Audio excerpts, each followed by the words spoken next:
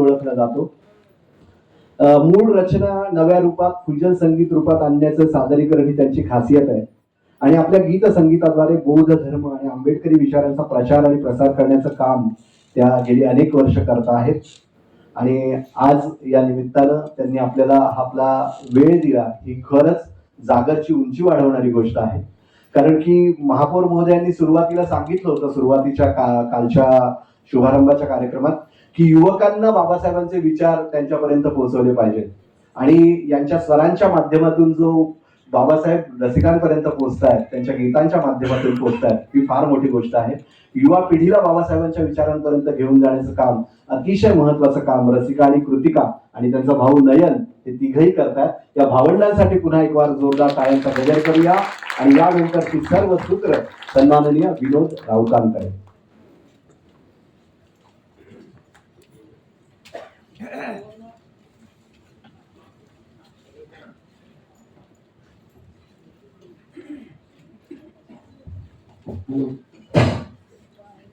सर्वांना जय भीम आणि येणाऱ्या बाबासाहेब आंबेडकर जयंतीच्या सर्वांना शुभेच्छा देतो.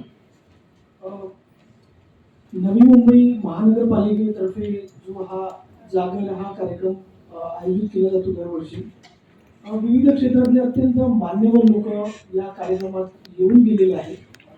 मी स्वतः 2-4 वेळा येऊन गेलो इकडे या कार्यक्रमाला. आणि अनेकांनी खूप वेगवेगळ्या म्हणजे विविध क्षेत्रातल्या वेगवेगळ्या प्रतिभावंतांनी इथे आपले विचार मांडलेले आहे. तर या आजच्या सत्रामध्ये आपल्या म्हणजे ओळख तर कोंडे साहेबांनी दिलेलीच आहे, पण रसिका, कृतिका बोरकर आणि नयन बोरकर या आजच्या आपल्या गेस्ट आहेत. त्यांचा जो प्रवास आहे तो तुम्हाला कदाचित परिचितच असेल सगळ्यांना. तरी पण एक अकोला सारखं शहर म्हणजे विदर्भातलं, तसं त्या अर्थाने पुणे आणि नागपूरच्या त्या अर्थाने ते तसं डेव्हलप शहर नाही आहे. अकोला सारख्या शहरापासनं त्यांचा जो संगीताचा जो प्रवास सुरू झाला तो अगदी मुंबईपर्यंत आणि बॉलिवूडपर्यंत येऊन पोचलेला आहे. भारतातल्या जे टॉप रियालिटी शो आहे, म्युझिकल शो आहे, त्यामध्ये या दोन्ही भगिनींना आपलं जे कर्तृत्व आहे ते सिद्ध केलेलं आहे. आणि अतिशय कमी वयात अत्यंत फोकस राहून त्यांनी हे काम केलेलं आहे. पण त्यांची ओळख ही पण नाही, ते त्याच टप्प्यापर्यंत थांबल्या नाही, तर त्यांनी या गायनामध्ये म्हणजे या क्षेत्रामध्ये वेगवेगळे प्रयोग करणे, शिकण्याची प्रोसेस पण त्यांची कंटिन्यू सुरू असते. असं खूप वेगवेगळ्या पद्धतीने म्हणजे अगदी ट्रॅडिशनल जे संगीत आहे, ट्रॅडिशनल जी गाणी आहेत ती पण वेगळ्या पद्धतीनं ते आपल्याकडे घेऊन येतात. आपण त्यांना रील्स आणि या सगळ्या वेगवेगळ्या माध्यमातून बघत असतो. तर सर्वप्रथम मी रसिका, कृतिका आणि नयन या तिघांचं स्वागत करतो आणि सर्वांना विनंती करतो की आपण टाळ्याच्या गजरामध्ये त्यांचं स्वागत करूया. तर आता पहिला आपण मुलाखतीला सुरुवात करूया. पहिला प्रश्न आहे की अकोल्यापासनं जो तुमचा प्रवास आहे तो इथपर्यंत येऊन पोहोचलेला आहे. जरी मी तुमच्या मुलाखती अनेक वेळा बघितल्या काही याच्यामध्ये, तुम्ही त्या प्रवासाला एवढं हे म्हणत नाही, म्हणजे आव्हान तुम्ही असं म्हणत नाही, पण ते खूप आव्हानात्मक होतं. कारण एका छोट्या शहरात बघितलेलं स्वप्न मुंबई सारख्या शहरापर्यंत येऊन पोहोचणं आणि ते पूर्ण करणं हे एवढं सोपं काम नाहीये. तर हा प्रवास नेमका केव्हा कुठे सुरू झाला? आणि म्हणतात ना की आयुष्यामध्ये कुठल्याही गोष्टीला एक किक लागायला लागते, म्हणजे आपल्याला किक लागते की मला हेच करायचं आहे. तर तुम्हाला पहिल्यांदा केव्हा वाटलं की मला हेच करायचं आहे? सर्वांना सप्रेम जय भीम. बरे आहात ना सर्व? ओके. तर ॲक्च्युली आम्ही जिथेही जातो किंवा आम्हाला जेव्हा केव्हा हा प्रश्न विचारला जातो किंवा कुठल्याही कलाकाराच्या बाबतीत जेव्हा त्याच्याबद्दल विचारलं जातं तर विचारतात की त्याचा स्ट्रगल कसा होता. सो मला असं वाटतं की आम्ही आतापर्यंत जे काही केलं किंवा त्याला आम्ही कधीच स्ट्रगल म्हणून कोट करत नाही, आम्ही त्याला जर्नी म्हणून कोट करतो. तर मी तुम्हाला आमची जर्नी सांगते. स्ट्रगल मला असं वाटते खूप छोटा शब्द आहे आणि स्ट्रगल हा खूप टेम्पररी भाग असतो, जर्नी ही ऑनगोईंग असते. सो अजून आम्ही करतोच आहे ती. सो मी जर्नीबद्दल सांगेन आमच्या रादर की अकोला विदर्भातलं एक शहर आहे आणि आम्ही म्युझिकमध्ये आमच्या परिवारातली चौथी पिढी आहोत. तर माझी आजी तिच्या बाबांबरोबर गायची. सो 1910-15-20च्या दरम्यान जेव्हा मराठी संगीत असेल किंवा मराठी कलामंच असतील जिकडे स्त्रियांना स्टेजवर जायची परमिशन नव्हती किंवा rather that was not in practice, त्यावेळी माझी आजी जाऊन गायची तिच्या बाबांबरोबर. सो मला असं वाटतं की ते रेव्होल्युशनरी जो एक अंदाज आहे तो आमच्या परिवारात खूप आधीपासून होता. आणि माझे आजीचे वडील तिला घेऊन जायचे गायला आणि तेव्हा भजनं आणि ही सगळी गीतं गायला जायची. तर ती रामाची भजनं तेव्हा गायचे.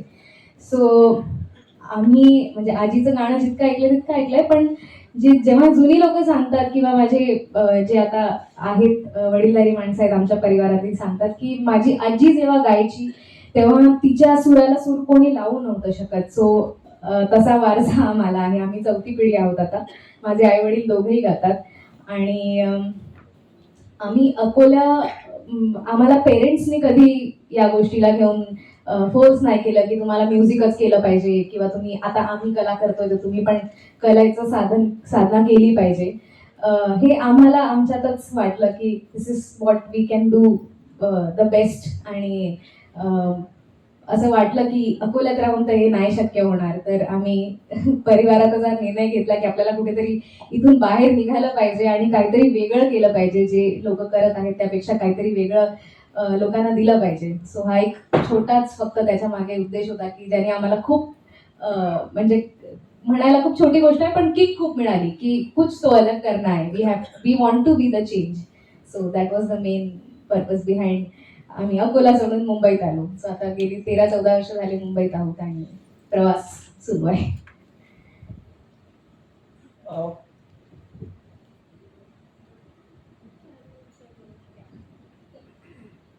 हा जर्नी जो तुम्ही ज्याला जर्नी म्हणता, डिफिकल्टीज तुम्ही त्या हे करत नाहीये, जर्नी म्हणता, खूप चांगला शब्द आहे हा. तर वयाच्या कुठल्या वर्षी तुम्ही पहिलं परफॉर्मन्स केलं म्हणजे शेकडो लोकांसमोर, आणि ती सिच्युएशन कशी होती आणि त्याचे काय अनुभव आहेत?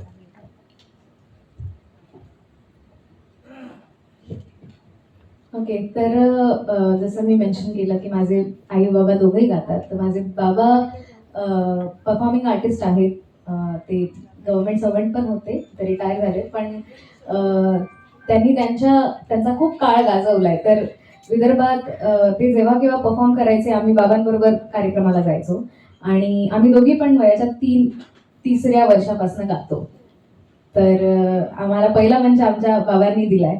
तर बाबांचे कार्यक्रम जिथे व्हायचे आम्ही गायचो आणि शाळेत असो म्हणजे आंतरशालेय स्पर्धा असो, अकोल्यात राहिल्या कारणाने विदर्भस्तरीय महाराष्ट्रस्तरीय स्पर्धा असो, आम्ही खूप कमी वयापासून त्यात भाग घेत गेलो. आणि पहिला अनुभव म्हणून असा की संगीत खूप घरातच होतो आमच्या, त्यामुळे बाबांसमोर गाणं असो की हजारो लोकांसमोर गाणं असो त्यात खूप फरक आम्हाला जाणवला नाही, कारण ते उपजतच होतं आणि आम्ही आईबाबांना नेहमी परफॉर्म करताना बघायचो. त्यामुळे असं दडपण म्हणून कधीच गाणं आलं नाही आम्हाला.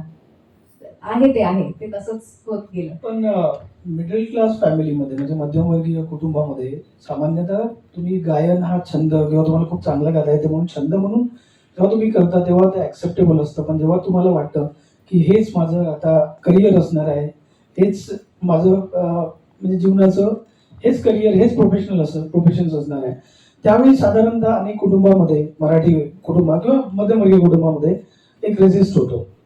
ते ऍक्सेप्ट करत नाही, कारण अजूनही आपले खूप त्याच्याबद्दलचे जे काही कन्सेप्शन आहे ते क्लिअर नाही. तर तुमच्या बाबतीत हे काय होतं जेव्हा तुम्ही ठरवलं होतं की नाही माझं प्रोफेशन लाईफ टाईम हेच असेल? सर्वांना सप्रेम जय भीम. मी कृतिका. थोडंफार जे काय तुम्हाला कळालंय ते रसिकाताईंनी सांगूनच दिलंय.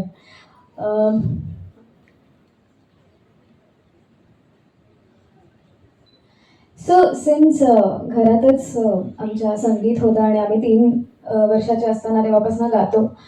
त्यामुळे सर आवड ती तेव्हापासूनच निर्माण झाली आणि स्कूल टाईममध्ये आम्ही भरपूरशा कार्यक्रमांमध्ये भाग घ्यायचो. सो कॉम्पिटिशन्स असतील किंवा काही नॅशनल इव्हेंट्स असतील किंवा स्कूलमध्येच काही इव्हेंट्स असतील किंवा आम्ही रॅदर रोजच स्टेजवरती उभे राहून असेंब्लीमध्ये प्रेयर गायचो. सो ते आम्हाला खूप म्हणजे इट वॉज ऑलवेज सपोर्टेड आणि गाणं घरात असल्यामुळे आईबाबांना तर कधीच त्याच्यासाठी काही वेगळा सपोर्ट द्यावा लागला नाही, कारण दे वर ऑलवेज सपोर्टेड. आणि माझ्यासाठी तर म्युझिक करायचं हे मला खूप आधीपासूनच माझं ठरलेलं होतं. रॅदर तेव्हा एवढं कळायचं नाही, कारण ऑफकोर्स लहान होतं त्यामुळे एवढं सिरियसनेस नव्हतं म्युझिकचा, टू बी ऑनेस्ट. पण जेव्हा 10वी नंतर मी 11वीपासून मुंबईत शिकतेय, गाण्यासाठीच बेसिकली मुंबईत मी आले, तेव्हा मला ॲक्च्युली कळालं की संगीत हा आतापर्यंतचा माझे इट वॉज माय हॉबी, कारण घरात होतं. Then when I came to Mumbai it became my profession and passion. तर मला इथे येऊन बेसिकली इथे येऊन सर मला टू बी ऑनेस्ट किक मिळाली, सिरियसवाली किक जी होती ती की नाही हे मला करायचं आहे. आणि त्याच्यासाठी मी सांगितलं घरी की मला 10th नंतर बेसिकली मी मेरिट होते 10th मध्ये, मला 95% होते 10th मध्ये. आणि युजली अकोल्यासारख्या ठिकाणी लोक people go for medical stream and engineering stream and तरी सगळेच फॅमिली मेंबर्स हे सजेस्ट करत होते की नाही एवढे चांगले मार्क मिळाले तर please go for something engineering किंवा मेडिकल स्ट्रीम किंवा अजून काहीतरी. आपल्याकडे दोनच प्रोफेशन जास्त हा सर, तेच आहे. ते जर दोन केले नाही तर मग काहीच केलं नाही असं आपल्याकडे समजलं जातं. आणि दिस इज फन. आणि अजून एक गोष्ट ही की जेव्हा मी 10वी नंतर इकडे येऊन जेव्हा मी म्युझिक सिलेक्ट केलं, तर 11वी-12वीत म्युझिक वॉज माय सब्जेक्ट. तर मी जेव्हा ते इथे येऊन म्युझिक परस्यू करायला लागले, तर आई बाबांना सोडून बाकी माझी entire family was disappointed, to be honest, की अरे एवढे चांगले मार्क आले तरी पण म्युझिक करते, हे तर करता येईल, हे तर साईड बाय साईड तुम्ही गाताच म्हणून करू पण शकता, पण त्यात एज्युकेशन घेणं किंवा त्यात डिग्री करणं किंवा त्यात मास्टर्स करणं हे खूप फॅमिलियर नव्हतं. आणि मी इकडे आल्यानंतर जेव्हा मला कळालं की बापरे म्युझिक इज सच ग्रँड, मुंबईत येऊन तुम्ही बघता की खूप कॉम्पिटिशन, खूप सारे लोक असतात आणि खूप क्रिएटिव्ह लोक असतात, खूप वेगवेगळे ठिकाणाहून आलेली लोक असतात जी माझ्या कॉलेजमध्ये होती. तर त्यांना बघत असताना मला अजून हे वाटलं की बापरे I am very privileged to come from a musical family. आणि इकडे येऊन ते अजून डबल सिरियस झालं माझ्यासाठी. So it became my passion. तर टू बी ऑनेस्ट हे मुंबईत आल्यानंतर मला अजूनच सपोर्टिव्ह एन्व्हायरमेंट मिळालं आणि माझ्या आईबाबांना त्यांनी मला कधीच ॲक्च्युली तिच्या पॉईंटला ॲड करत की जेव्हा तुम्ही एखादी आर्टिस्टिक फील्ड निवडता किंवा तुम्ही कुठल्या पण आर्टिस्टचा इंटरव्ह्यू बघा किंवा रियालिटी शोमध्ये जे कंटेस्टंट असतात त्यांच्या बॅक स्टोरीज बघा, खूप फेमस स्टोरी असते की आम्हाला घरून सपोर्ट नाही. It is a very popular story की आम्हाला घरचे सपोर्ट नाही करत, मग त्यांच्या विरुद्ध आम्ही स्ट्रगल केला आणि वगैरे वगैरे. सो ते आमच्या बाबतीत कधीच झालं नाही. आणि असा पण एक वेळ होता जेव्हा आम्ही घर सोडून आलो आणि मुंबईत शिफ्ट झालो आणि दोघींनी पण आर्ट्स घेतलं. सो आर्ट्स घेणं म्हणजे असं वाटतं की ज्यांना इंजिनिअरिंग नाही मिळालं, मेडिकल नाही मिळालं, कॉमर्स नाही मिळालं म्हणून मग आर्ट्स घेतलं असेल वगैरे. तर आमचे काही नातलग होते ते इथपर्यंत पोहोचले की तुमची लग्न कशी होतील, तुम्ही आर्ट्स घेतलाय म्हणजे कसं, म्हणजे how is that a stable career. तर तिथपर्यंत पण पोहोचलेलो जेव्हा आम्ही नुकताच 11वी-12वीत होतो. तर मला असं वाटते पण या कुठल्याच गोष्टीला न जुमानता माझे आई वडील खूप खंबीरपणे आमच्या पाठीशी होते की they were like do whatever you want to do आणि तुम्ही करा, आम्ही काही असलं तरी आम्ही तुमच्या बरोबर आहोत. तर कृतिकाच्या ऍडमिशनचा एक खूप चांगला किस्सा मला इथे सांगायचा आहे की आम्ही अकोल्यातून जेव्हा मुंबईत तिच्या ऍडमिशनसाठी आलो तर आम्हाला माहिती नव्हतं की 10वी नंतर इकडे ऑनलाईन फॉर्म भरले जातात. कॉलेजच्या ऍडमिशनसाठी ऑनलाईन फॉर्म भरले जातात, मग पर्सेंटेजनुसार लिस्ट लागते कॉलेजेसची आणि मग तुमची ऍडमिशन होते. तर तिचा रिझल्ट लागला आणि आम्ही एक 5-6 दिवसातच निर्णय घेऊन की हिला मुंबईला पाठवायचं आहे म्हणून आम्ही सगळे गादी पण घेऊन आलेलो अकोल्यातून. म्हणजे विदर्भ एक्सप्रेस आहे तर त्याने आम्ही लिटरली ट्रेनमध्ये गादी टाकून पण घेऊन आलो की तिथे कुठे शोधणार ना, हिला ऍडमिशन जर मिळाली तर तिला ऍडमिशन हॉस्टेलला पण घ्यावी लागेल. तर गादी सहित आम्ही सामान घेऊन तिचं आलो, दिवसभर कॉलेजेसमध्ये फिरलो, पण कुठेच ऍडमिशन मिळालं नाही, कारण आम्हाला माहिती होतं की आम्हाला हे माहिती नव्हतं की इथला प्रोटोकॉल असा आहे की आधी तुम्हाला ऑनलाईन फॉर्म भरायला लागतो वगैरे वगैरे. मग जिकडे कुठे आम्ही गेलो, आम्ही मिठीबाईला गेलो, आम्ही 2-3 ठिकाणी गेलो, तिकडचे कॉलेजेस बघूनच आम्हाला झालं किती मोठी कॉलेजेस आहेत, ही आपल्याला कसं ऍडमिशन मिळेल. मग ते झाल्यानंतर असं होत आलं की शेवटी अख्खा दिवस आम्ही फिरलो, मुंबई विद्यापीठात पण गेलो. तिकडे त्यांचं म्हणणं होतं की ऑलरेडी यावर्षीची बॅच भरली आहे, कारण ऑडिशन्स होतात मुलांचे संगीत डिपार्टमेंटसाठी. तर मग आम्हाला असं झालं की ठीक आहे, कसं बसं माहिती नाही, आम्हाला कोणीतरी सांगितलं की SNDT महाविद्यालयात म्युझिकचं डिपार्टमेंट आहे, तुम्ही तिकडे एकदा ट्राय करा. तर म्हणजे ऑफिस बंद असताना आम्ही लिटरली 4:45 वाजता तिथे पोहोचलो SNDT मध्ये. आणि खालीच मी, माझे बाबा आणि आम्ही ते बॅगा गाद्या घेऊन बसलेलो होतो. आणि माझी आई त्या वॉचमॅन सोबत भांडत की मी अकोल्यावरून आले, मला फक्त एकदा माझ्या मुलीची ऍडमिशन करायची, मला वरती जाऊन फक्त एकदा प्रिन्सिपल सरांशी बोलू द्या म्हणून. ती गेली वरती आणि तिने जी मार्कशीट ठेवली सरांसमोर की सर प्लीज मला माझ्या मुलीला ऍडमिशन द्या, कारण आम्ही एवढ्या लांबून आलोय, आम्हाला माहिती नव्हतं असं असं आहे. खरं तर त्यांचं हिज काइंडनेस की त्यांनी बघितली आणि तिची मार्कशीट बघितली आणि महिला बोलवलं आणि हिला बघून त्यांनी ओळखलं की अरे ही तर गौरव महाराष्ट्राच्या मध्ये होती ना, मी वोट केलाय हिला.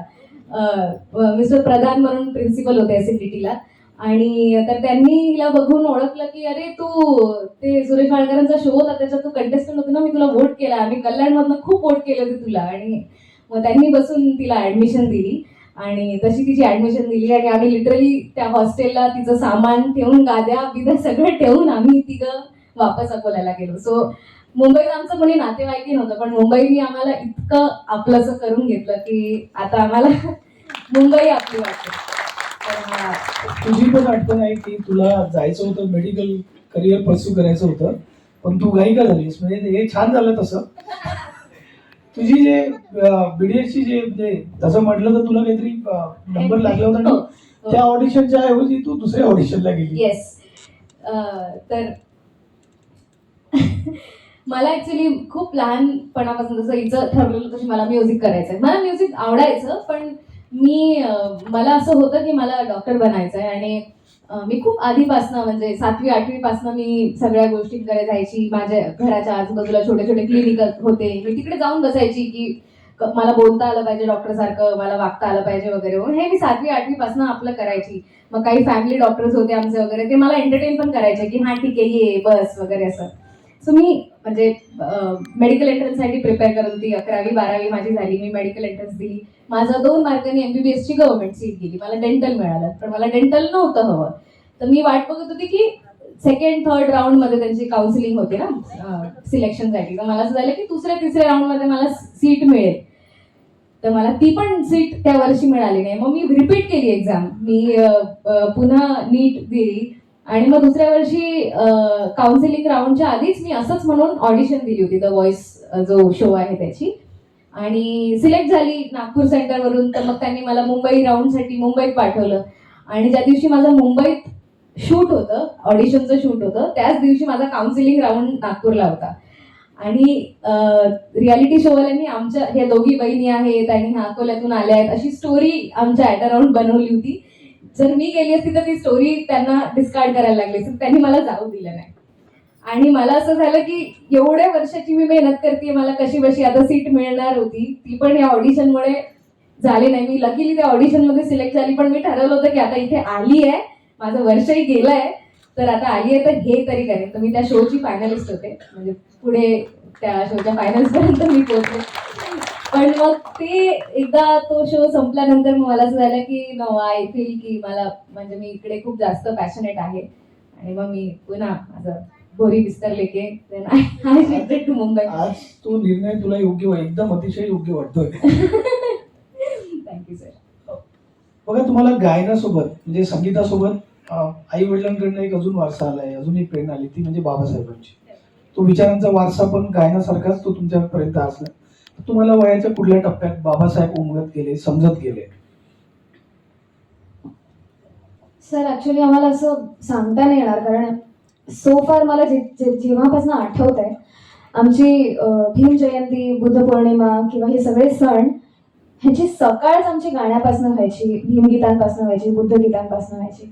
त्यामुळे आमच्यावरती तो काय म्हणू शकतो, तो जो म्हणजे तो जो त्यांचा बाबासाहेबांचा आणि बुद्धांचे विचार खूप आधीपासूनच आमच्या पर्सनॅलिटीमध्ये रुजल्या गेले आहेत. आणि त्यामुळे असं नाही सांगता येणार की केव्हापासून आम्हाला आठवतंय की बाबासाहेबांचे विचार आम्हाला पटायला लागले किंवा आम्ही त्यांच्याबद्दल वाचायला लागलो. कारण खूप आधीपासून म्हणजे वयाच्या 3ऱ्या-4थ्या पासून आम्ही गातोय, तेव्हापासून आम्ही त्यांची गाणी सुद्धा गायचो. त्यामुळे त्यांची गाणी गात असताना we use to read about him like little bit, जितकं पण होत असेल तेवढं. त्यामुळे त्यांच्या सोबतच आम्ही, त्यांच्या विचारांबरोबरच आम्ही मोठी झालो आहे. आणि मला हे सांगायला आवडेल की आम्ही म्हणजे जसं तिने मेन्शन केलं की बुद्ध भीम गीतांनी आमची सकाळ व्हायची किंवा माझ्या बाबांनी आम्हाला खूप चांगली बुद्ध भीम गीतं ऐकवली नेहमी.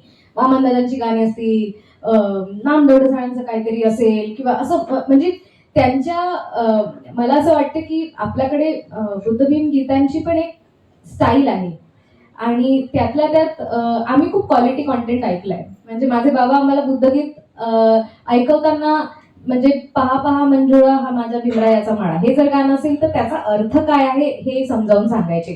सो मला असं वाटतं की कसं होते, बरेचदा असं होते की तुम्ही गाणं ऐकता, कमी वयात तुमच्या ट्यून पार्ट असते, शब्द पार्ट असतात, पण तुम्हाला अर्थ नसतो माहिती. तर बाबासाहेबांच्या गाण्याच्या बाबतीत आमच्या सोबत तसं नाही झालं. माझे बाबा लहानपणीपासून जेव्हा बुद्धगीत शिकवायचे तेव्हा ते सगळं लिहून काढा, मग त्याचा शब्दाचा एक एक अर्थ की या वाक्याचा अर्थ असं होतं, बाबा गौतम बुद्धांनी हा उपदेश दिला, बाबासाहेबांनी हे सांगितलं, हे सगळं ते गाणं शिकवत असताना आम्हाला सांगायचे. सो ते विचार आम्ही जशी कला शिकत गेलो त्याच्यासोबतच ते विचार आमच्या कडे येत गेले असं मला वाटतं. आणि मग तुम्ही मोठं होऊन जसं तुम्ही तुमच्या फील्डमध्ये फ्लरिश करता, तुमच्या सराउंडिंगमध्ये एवढ्या गोष्टी होत असतात की तुम्हाला असं वाटतं की अच्छा हा बाबासाहेबांचा हा थॉट मी इथे अप्लाय करू शकते. मग ते तुम्ही मोठे होत असताना तुमचं तुम्हाला उमजत जातं, म्हणजे जसं आपण अडॅप्ट करतो. सो आधी बाबासाहेब आमच्यात रुजवले गेले म्हणजे माझ्या आईवडिलांकडनंच, आणि मग ते मला असं वाटतं की ते त्याचं अंगीकरण आम्ही आमच्या वर्क एक्सपिरियन्स मधनं करत गेलो. किंबहुना जर सांगायचं झालं तर रक्तातच आहे तुमचं ते सगळं. कारण गाणं आता सुरुवात व्हायला पाहिजे. तुमचा लहानपणीपासून सगळ्यात जे प्रभाव टाकला तुमच्या वडिलांचं गाणं ते तुम्ही आम्हाला एक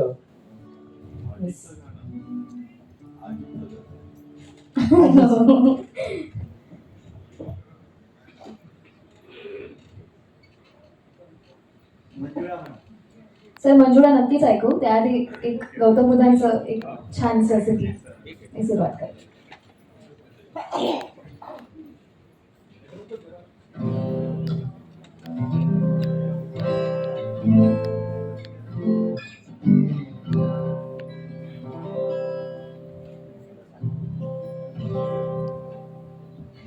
नमो तस्स भगवतो अरहतो सम्मा संबुद्धस्स. गौतम बुद्धाचा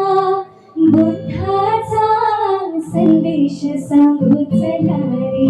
गौतम बुद्धाचा संदेश सांगू चला रे. बोध ज्ञानाचा देव चला रे. गौतम बुद्धाचा संदेश सांगू चला रे. सारे ग पा ग पा धा धा पा धनी धनी सारे ग सा. हृदयुद्धातुनी काही जगी नवरावे. बंधु प्रेमातुनी सारे हे जिवंत रावे.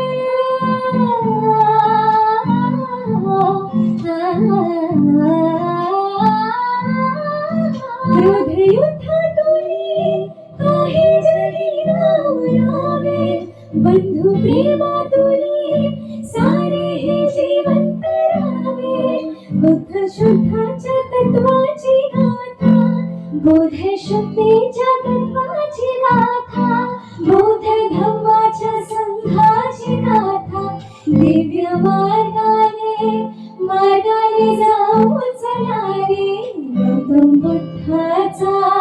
बुद्धाचा संदेश सांगू चला रे, गौतम बुद्धाचा संदेश सांगू चला रे, गौतम बुद्धाचा संदेश सांगू चला रे.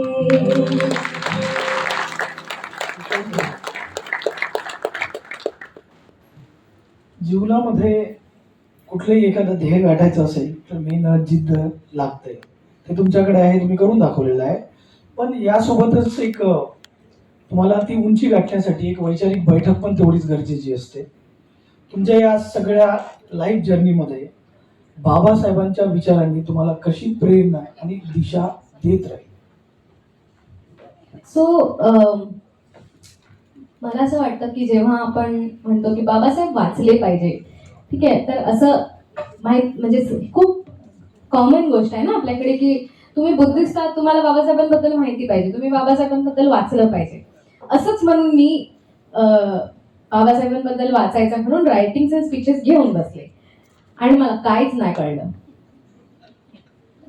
म्हणजे नाही समजलं मला. मी डिक्शनरी पण घेऊन बसले तरी मला नाही समजलं आणि मी खूप फ्रस्ट्रेट झाले. मला असं झालं की मी आता बसली आहे ना बाबासाहेब वाचायला, तर नाव at least I should try to understand. बाबासाहेबांची भाषा इतकी त्यांची वोकॅबलरी, त्यांची भाषा इतकी डिफिकल्ट आहे की तुम्हाला ते वाचता यायला आणि समजता यायला पण तुमचे एक इंटलेक्च्युअल लागते, त्याच्याशिवाय तुम्ही ते नाही वाचू शकत. म्हणजे जर कोणी म्हणत असेल की मी बाबासाहेबांची एवढी पुस्तकं वाचली आहेत, हो वाचली असतील, पण तुम्हाला कळली किती आहे मला आय वॉन्ट टू क्वेश्चन. कारण मी इंग्लिश मीडियममध्ये शिकली आहे, मी इंग्लिश गाते, मी इंग्लिश वाचते, मी अदर दॅन बाबासाहेब मी साय-फाय वाचते, मी फिक्शन वाचते, मी खूप गोष्टी वाचते, म्हणजे पुस्तकं जर म्हणायची झाली तर.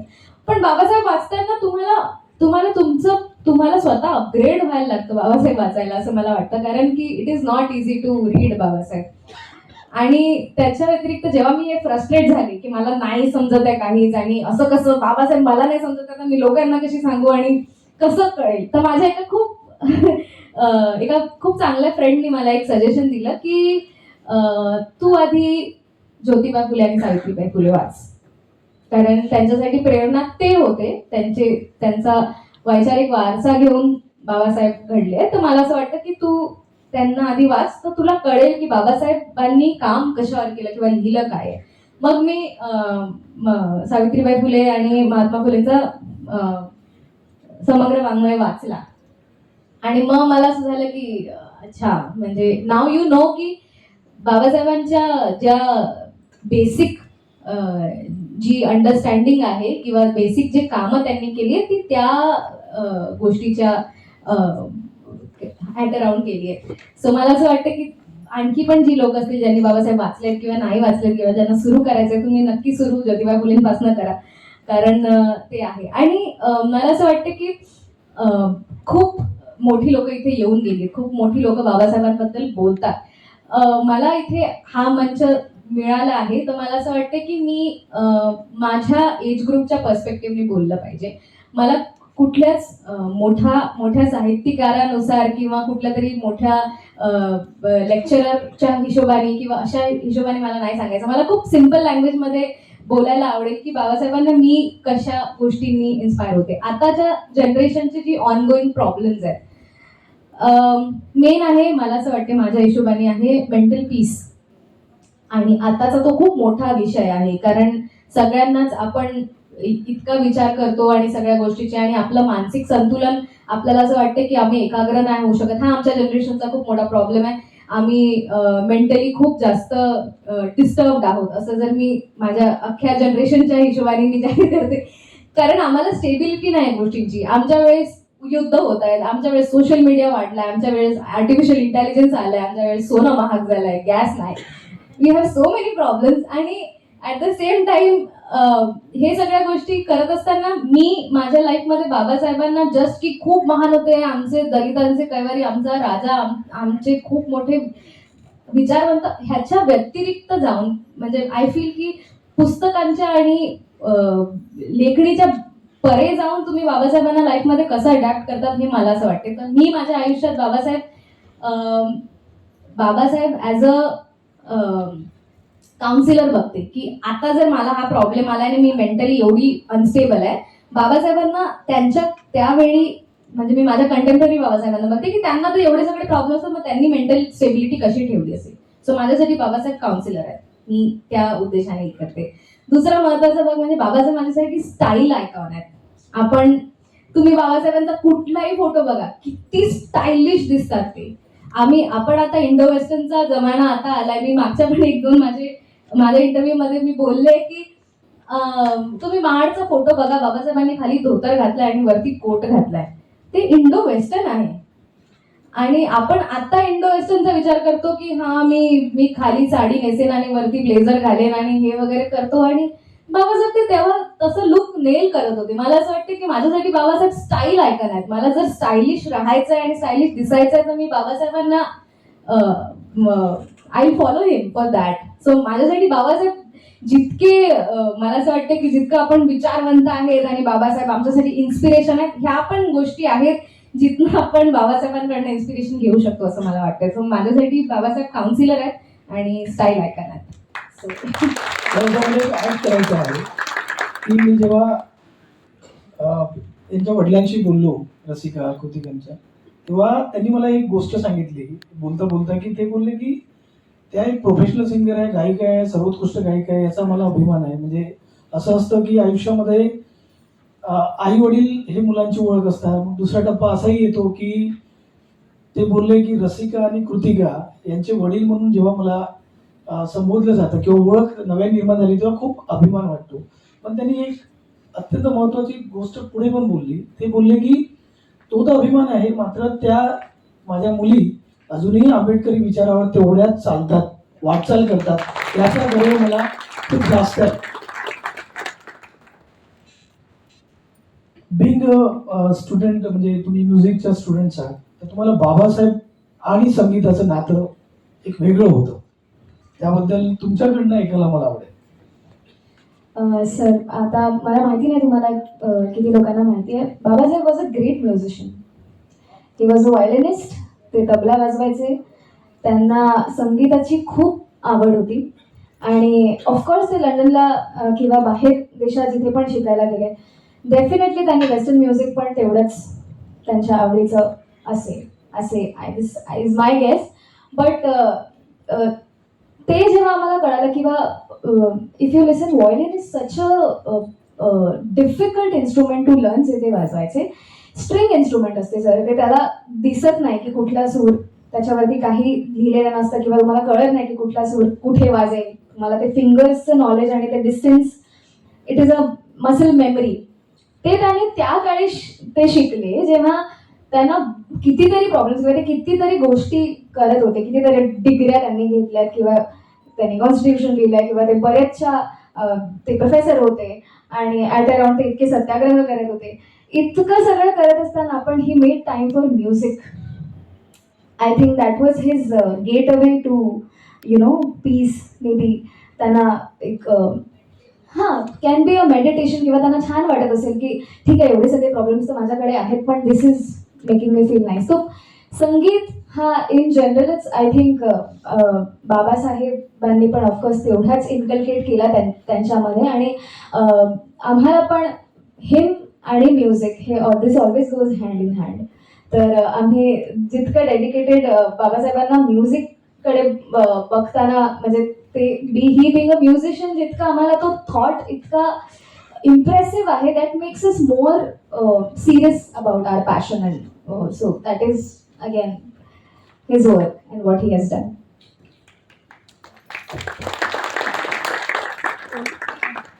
बाबासाहेबांचे विचार समाजाच्या तळागाळापर्यंत पोहोचवण्यामध्ये, प्रभावी पोहोचवण्यामध्ये इतर माध्यमांची जेवढी भूमिका होती त्यापेक्षा अधिक महत्वाची भूमिका लोककलावंतांनी बजावलेली आहे.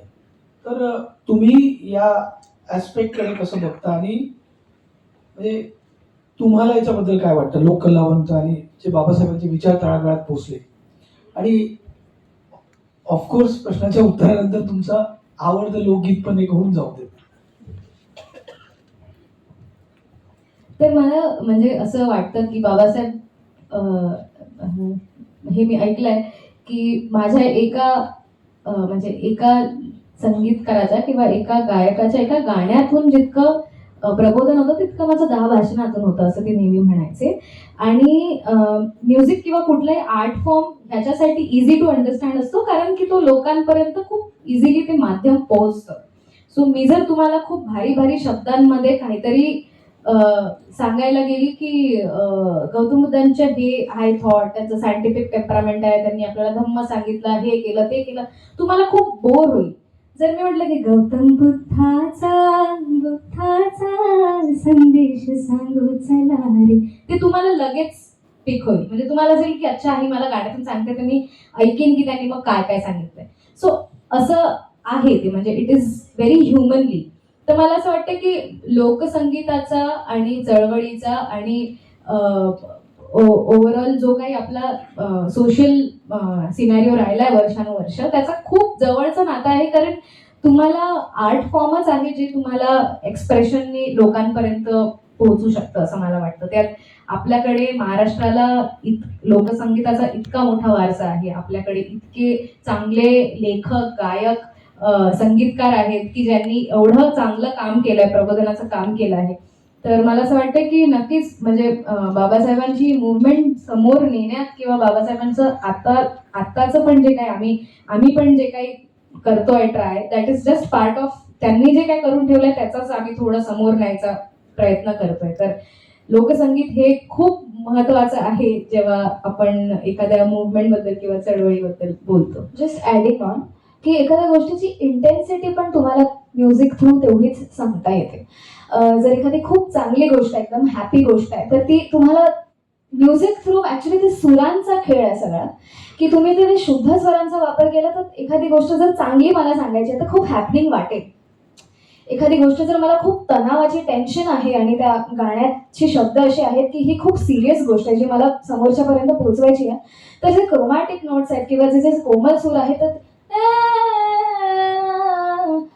अशा या सुरांचा जर वापर केला तर समोरच्याला कळतं की ह्या गाण्यात काहीतरी सिरियसनेस आहे किंवा ह्या गाण्यात काहीतरी दिस इज समथिंग.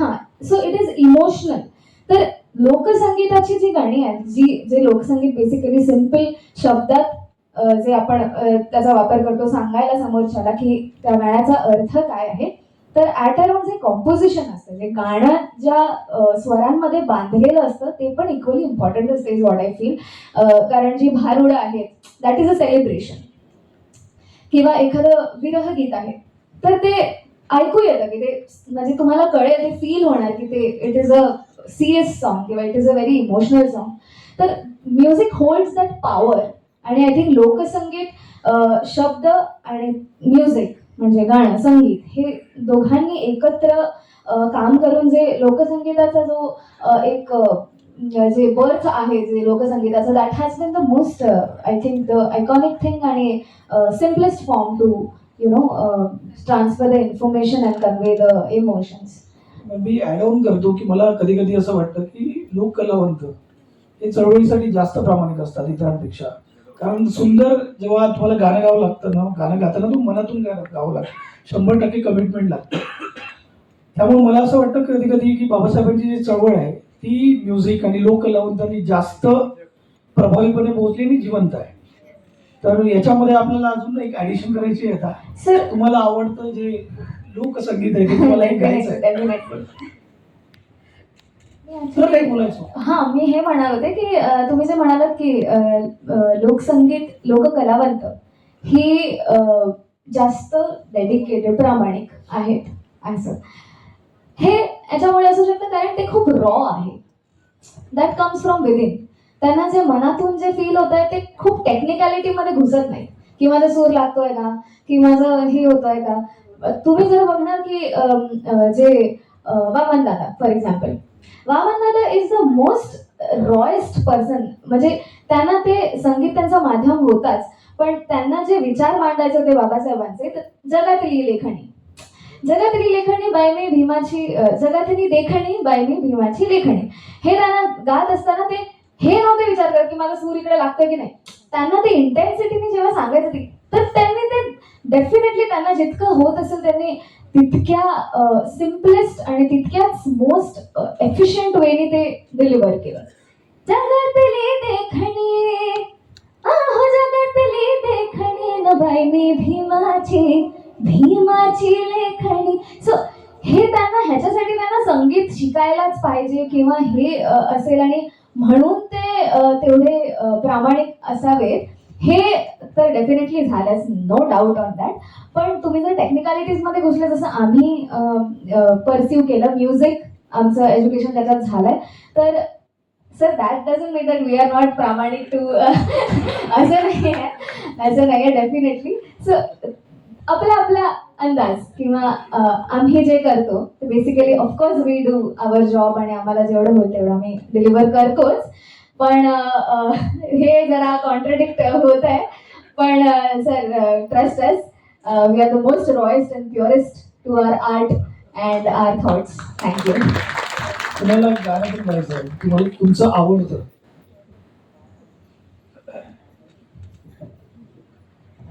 वामनदादांचं नाव निघालंच आहे तर वामनदादांचं गाणं झालं पाहिजे.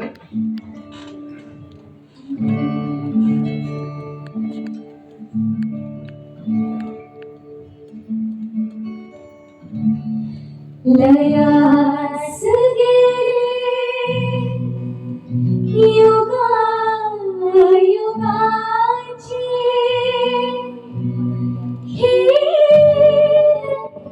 देन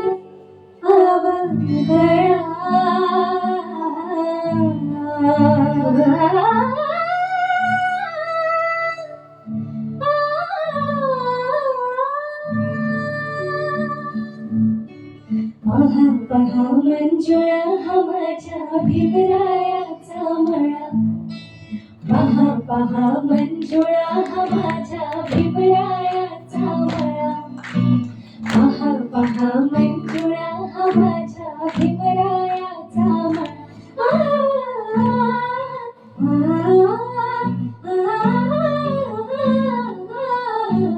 निसर्गाची झडपतयाला कुंपण पंचशी काय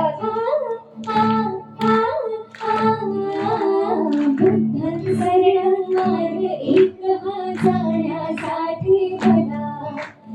मिटते भ्रांती मिळते शांती, मिटते भ्रांती मिळते शांती, खुलते जीवन तळा. पहा पहा मंजुळा हा माझ्या भीमरायाचा मळा. पहा पहा मंजुळा हा माझ्या भीमरायाचा मळा. पहा पहा मंजुळा हा माझ्या भीमरायाचा मळा.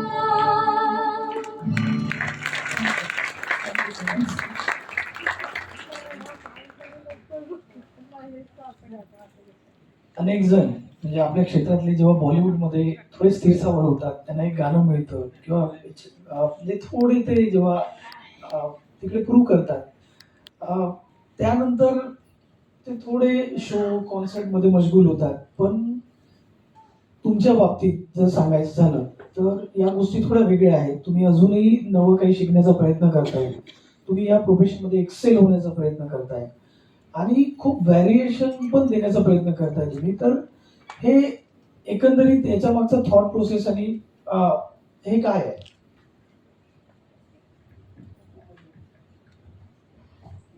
सर बॉलिवूड माझ्या मते तू कंपोजिशन पण करते. हो सर, आम्ही तिघे पण कंपोजिशन तिघे. हो. Yes. सो आम्ही तिघही ऍक्च्युली हा माझा नाना भाऊ. एकदा प्लीज जोरदार टाळ्या. त्याचं पूर्ण नाव नयनदीप बोरकर आहे आणि तो सर्वात लहान आमच्यापेक्षा.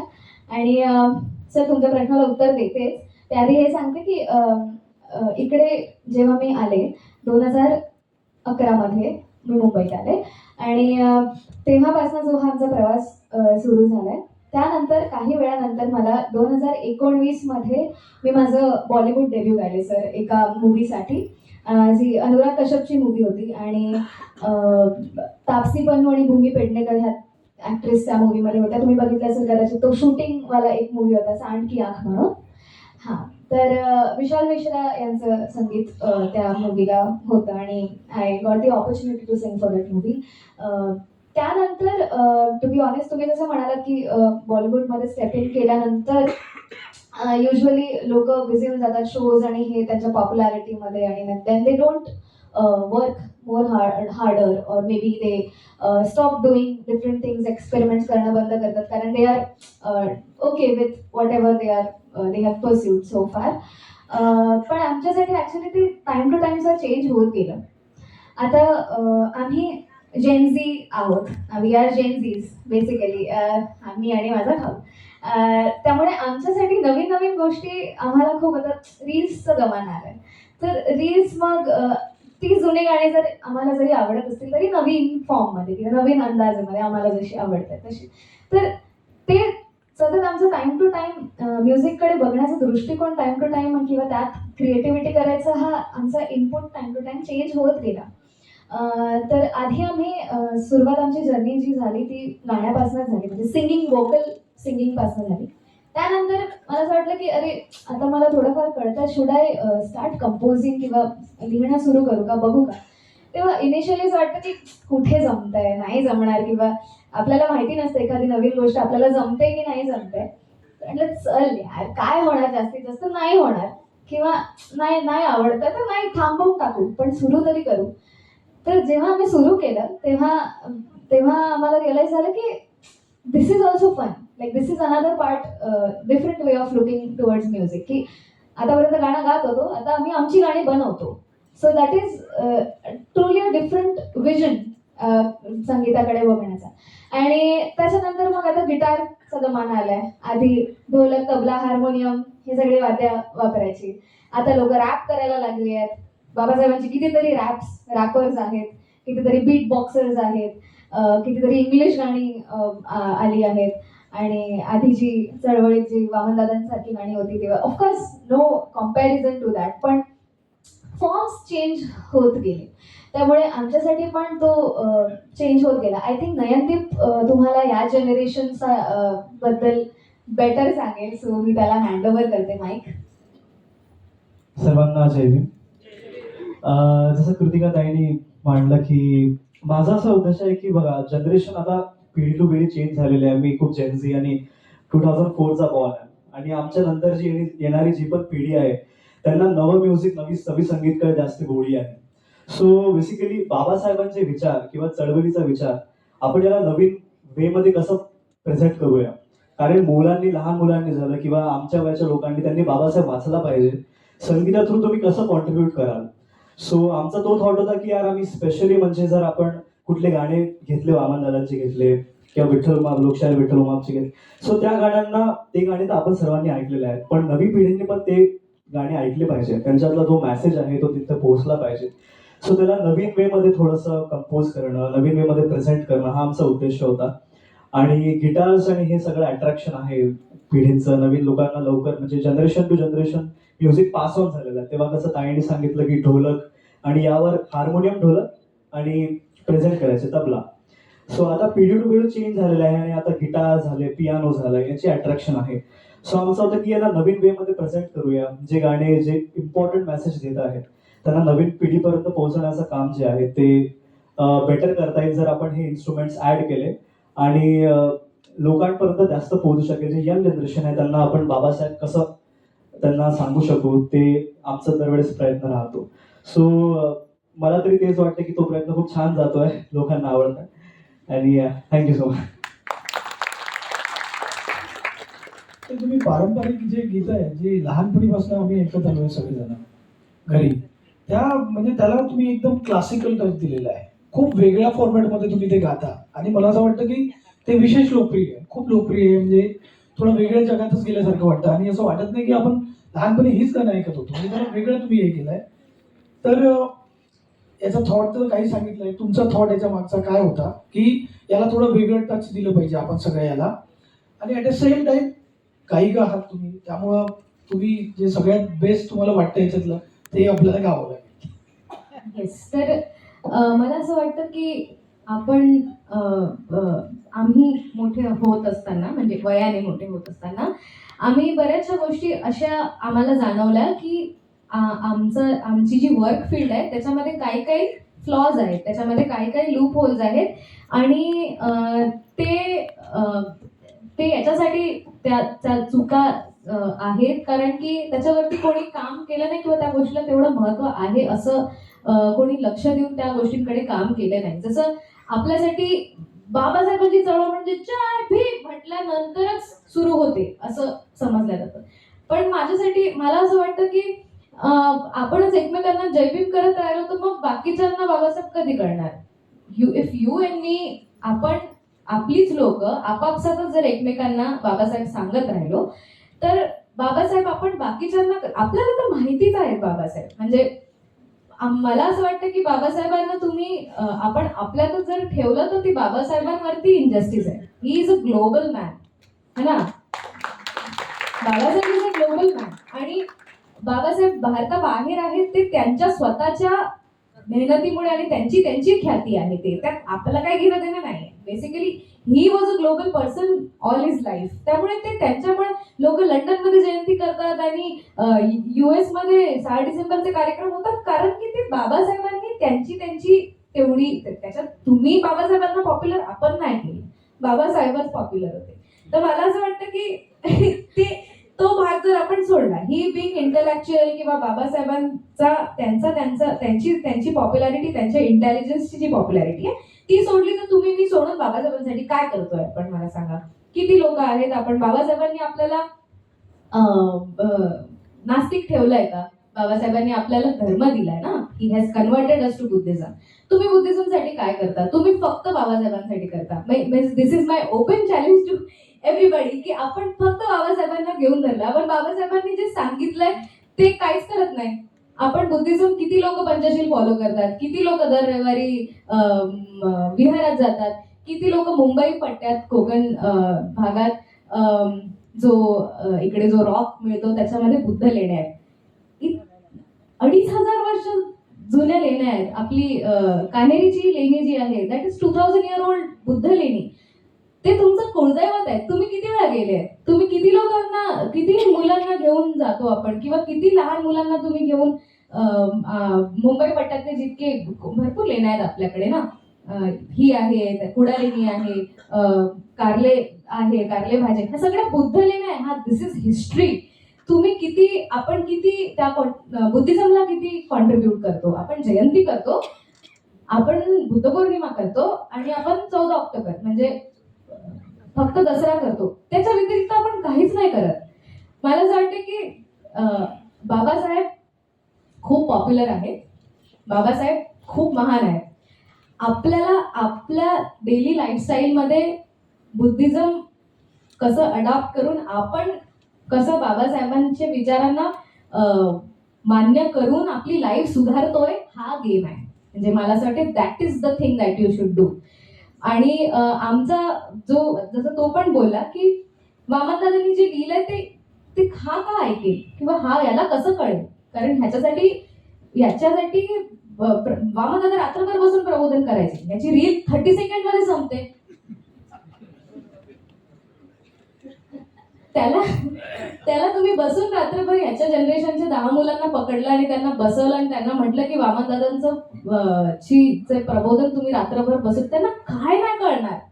मग तुम्हाला त्यांना कळवायचं असेल तर तुम्हाला अडॅप्ट करायला लागेल. तुम्हाला तुमच्यातच बदल घडवावा लागेल की त्यांनी बसून ते 30 सेकंड मध्ये डिलिव्हर झालं पाहिजे. म्हणून आम्ही हे सगळे कामं सुरू केले. हा थॉट आहे.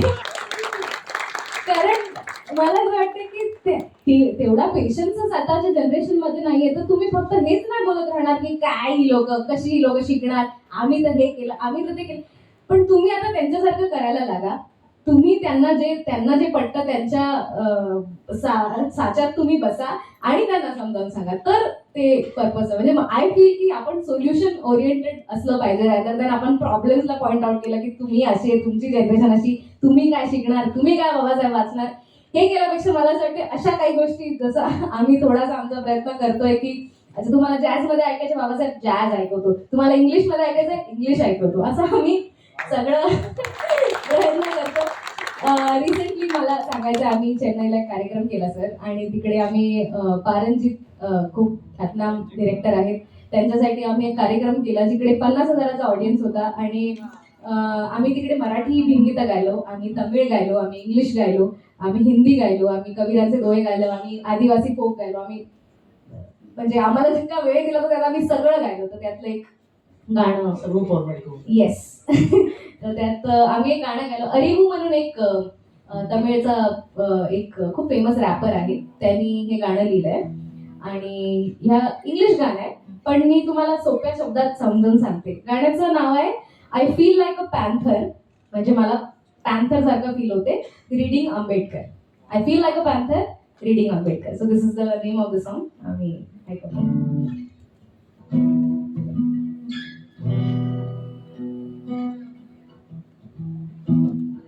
आय थिंक मला तुमची साथ हवी आहे या गाण्यात तर प्लीज टाळ्यांचे काही साथ गाणी आम्ही खाली बसून नाही गाऊ शकत Ready?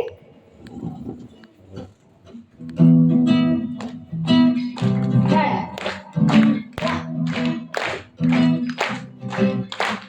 I feel like a panther, reading Ambedkar. I feel like a panther, reading Ambedkar. I feel like a panther, reading Ambedkar. I feel like a panther, reading Ambedkar. I feel like a panther, reading Ambedkar. I feel like a panther, reading Ambedkar. Feel like a panther, reading Ambedkar. I feel like a panther, reading Ambedkar. Educate, educate, organize, equality for all. Buddhism, cutting edge feminism, history of India. I feel like a panther, reading Ambedkar. I feel like a panther, reading Ambedkar. I feel like a panther, reading Ambedkar. I feel like a panther, reading Ambedkar. Jai Bhim, say Jai Bhim, Jai Bhim, Jai Bhim, Jai Bhim, like Jai Bhim, say Jai Jai Bhim, say Jai Jai Bhim, say Jai Bhim, Jai Bhim, Jai Bhim, Jai Bhim, say Jai Bhim, say Jai Bhim.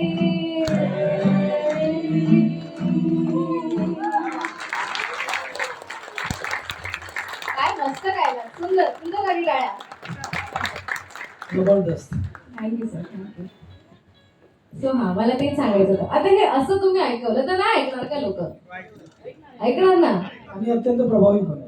Yes आणि गाण्यांचा शब्द मी पहिली line सांगितली I feel like a panther reading Ambedkar त्यानंतर दुसरी line होती educate educate organise equality for all Buddhism fighting against Brahminism history of India हे simple simple एकदम सिम्पल पाहिजे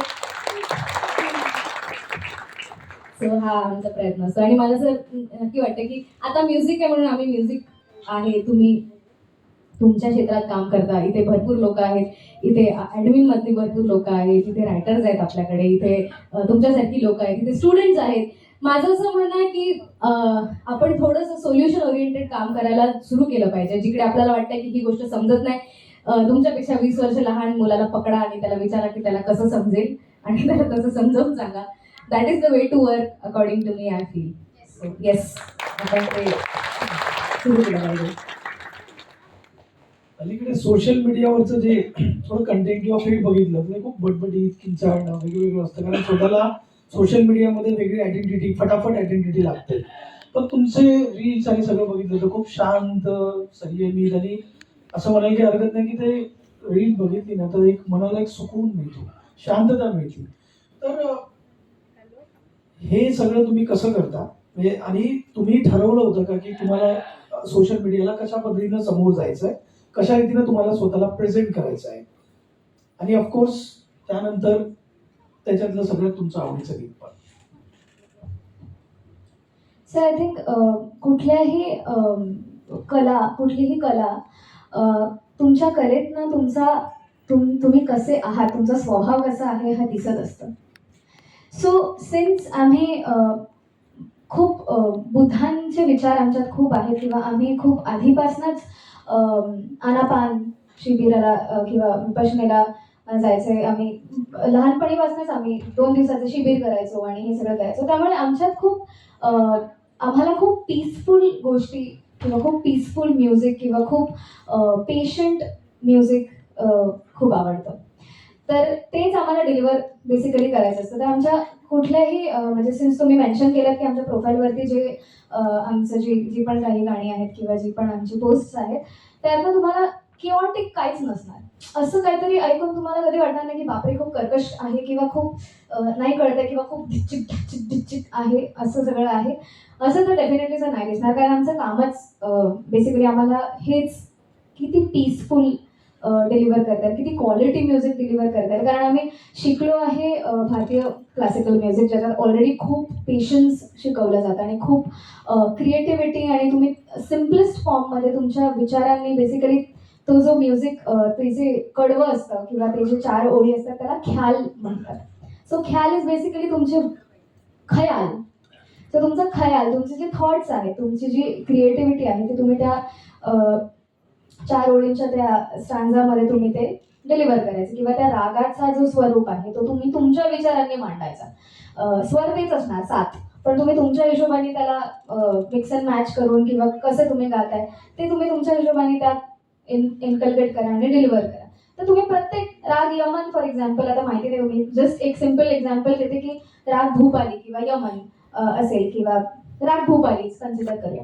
मी राग भूपाली गाते, ही राग भूपाली गाते, तुम्ही राग भूपाली गाते. तिघांचा पण राग भूपाली तुम्हाला वेगवेगळा ऐकायला मिळेल. स्वर तेच असणार पण वेगवेगळं ऐकायला मिळेल. का? कारण त्यात ख्याल गायकी आहे, त्यात तुमचे क्रिएटिव्हिटी, तुमचे थॉट्स आहेत. तर आमचं जे गाणं आम्हाला बेसिकली डिलिव्हर करायचं होतं that was always full of quality, full of patience, peaceful किती करता येईल आणि म्हणजे बेसिकली जो एसेन्स आहे, जो ॲक्च्युअल एसेन्स आहे गाण्याचा तो कसा डिलिव्हर करता येईल, आम्ही नेहमी हाच आमचा प्रयत्न असतो. मला एक गोष्ट सांगायची आहे. आम्ही नुकताच गेलं 1.5 वर्ष झाले स्वर करुणा नावाने एक बैठक सुरू केली आहे आणि ह्याच्यात आम्ही दर महिन्याच्या पौर्णिमेला ही बैठक करतो. आमच्यातच करतो. ह्याच्यात 3 बैठकी आम्ही मोठ्या केल्या आहेत. एक चैत्यभूमीच्या गाभाऱ्यात केली जी मागच्या बुद्ध पौर्णिमेच्या संध्येला झाली होती आणि स्वर करुणेबद्दल मी सांगते. स्वर करुणा नावाने ही बैठक करतो आम्ही, जी शास्त्रीय आणि उपशास्त्रीय संगीताची बैठक आहे. सो हे जे आम्ही आता गायलो दिस इज अवर कॉन्सर्ट वाला आहे. बट ही जी बैठक आहे ही आम्ही एक्सक्लुसिव्हली क्युरेट केली आहे. ज्या लोकांना शास्त्रीय संगीताची गोडी नाही, मला माहिती आहे इथे किती लोक आहेत ज्यांनी शास्त्रीय संगीताची बैठक ऐकली आहे, जरा हात वर करा. ओके, हा कळला मला तुमचा पॉईंट. सर फक्त 2 लोक आहेत ज्यांनी शास्त्रीय ऐकली आहे. बाकीच्या लोकांनी शास्त्रीय का नाही ऐकलंय? तुम्हाला कोणी नाही बोललं होतं?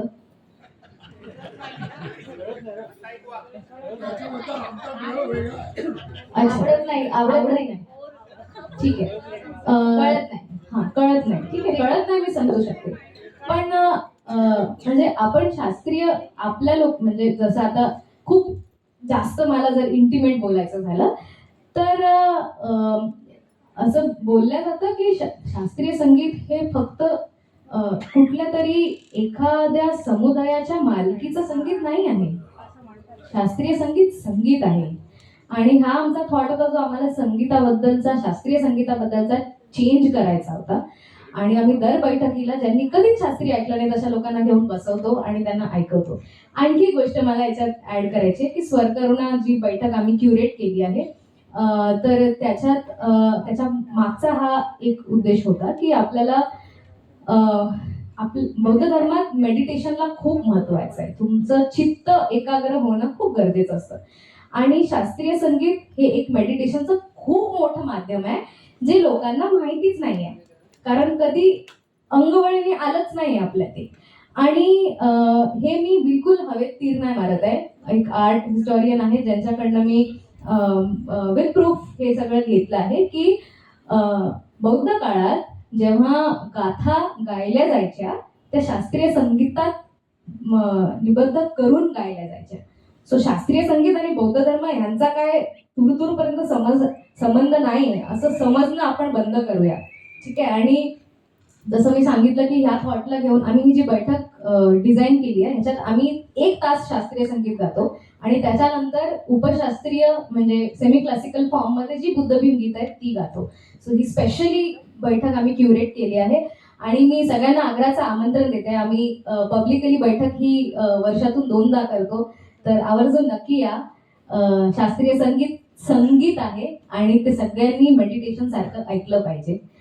समजणं न समजणं हा वेगळा भाग येतो. काही लोकांना असं वाटतं शास्त्रीय ऐकून झोप येते. तुम्ही एकाग्र झाले म्हणून झोप येते. The whole purpose of listening to classical music is to meditate basically.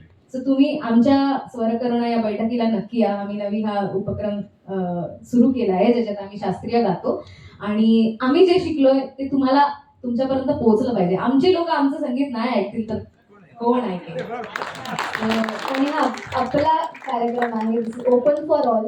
सगळे तुम्ही लोक कधीही जेव्हा पण असेल कार्यक्रम तेव्हा नक्की या. आणि मला हे पण सांगायचं सर की आपण म्हणजे आमच्या जनरेशनची लोक खूप बोलतात की तुम्ही देता का 20th पार्ट तुमच्या इन्कमचा समाजासाठी आणि तुम्ही काय करता पे बॅक टू सोसायटी. सो ही बैठक आम्ही आमच्या पे बॅक टू सोसायटी या कॉन्सेप्टनी सुरू केली आहे. आम्ही सगळ्यांसाठी विनामूल्य फ्री बैठक करतो. ह्याच्यात कोणालाच काहीच नाही. आम्ही म्हणजे जे प्रोफेशनली आम्ही आमच्या शोजसाठी चार्ज करतो आणि जे काय सगळं आम्ही आमचं बिझनेससाठी जे करत असतो तो वेगळा भाग आहे आमच्या संगीताचा. पण आम्हाला शास्त्रीय संगीत लोकसंगीतासारखं फेमस करायचं आहे आणि तो आमचा उद्देश आहे. शास्त्रीय संगीत हे लोकसंगीत आहे. हे जोपर्यंत आपण समजणार नाही तोपर्यंत आपण ते ऐकायची गोडी आपल्याला निर्माण होणार नाही. सो नक्की आमचंच म्हणून नाही, कुठे जाऊन शास्त्रीय संगीत ऐका आणि एकाग्र व्हा. विपश्यनेला जाणं असो किंवा संगीताच्या बैठकीत बसणं असो एकच गोष्ट असते. आता तुम्ही तातडीने आम्हाला एकाग्र करा. तुमचं हे जे फॉर्मॅटिंग आहे एखाद आम्हाला ऐकायला आवडेल. ओके.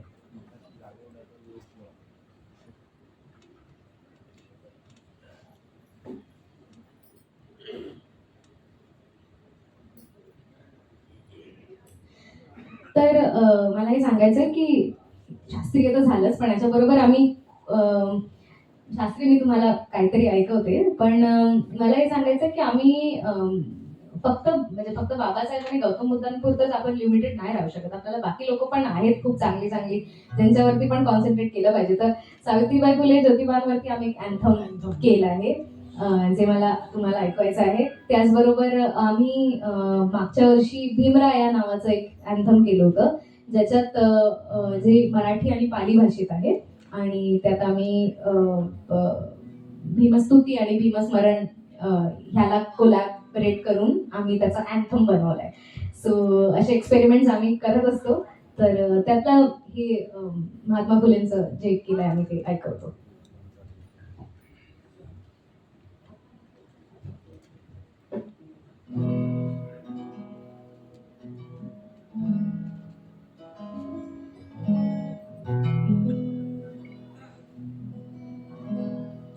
तर या गाण्यासाठी आम्हाला तुमची साथ लागणार आहे. ठीक आहे. गाण्याचे शब्द खूप सोपे आहेत आणि माझ्या मागे तुम्हाला फॉलो करायचे. मी सांगेन तसं फॉलो करा. तुम्हालाही मजा येईल. टाळ्याही वाजवा. गायल आपण फुल कॉन्सर्ट करूया इकडे. हा इंटरव्ह्यू आहे. तुम्ही पण विसरून जा आम्ही पण विसरून जातो. आपण मैफिल सजवूया. चला.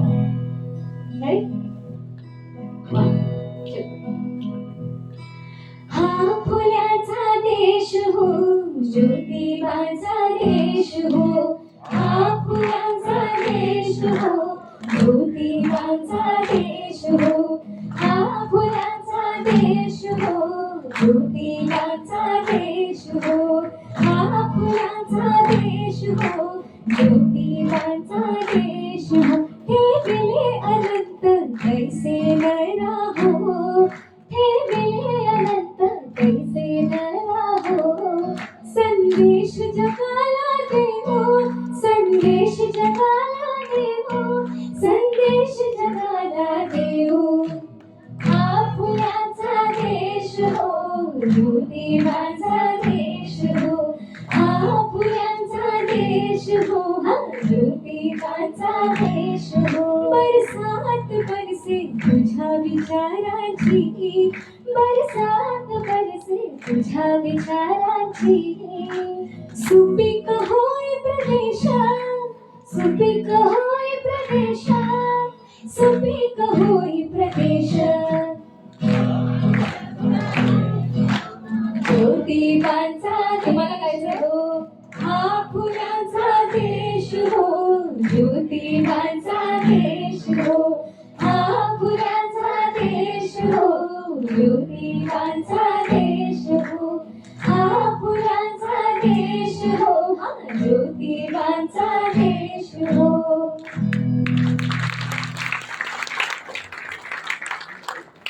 थोड्या वेळाने आम्हाला कळत नाही आहे कॉन्सर्ट आहे की मुलाखत आहे, पण छान आहे, कॉम्बिनेशन पाहिजे.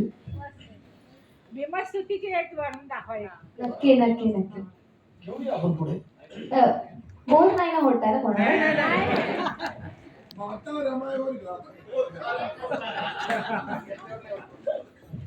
हे पहा, तुम्ही जागरचा कॉन्सर्ट ऑलरेडी केलाय, लोक फरमाईशी करतात आता आम्हाला नवी मुंबईत बोलवा, आम्हाला एक शो करायचा आहे. ठीक आहे, मी सगळ्या तुमच्या सगळ्यांच्या संमतीने मी सगळ्या आपल्या पदाधिकाऱ्यांना सांगते इथे की आमचा एक शो नवी मुंबईत ठेवा.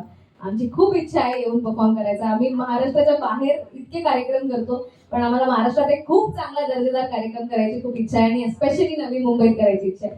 तर please sir, consider our request. Yes.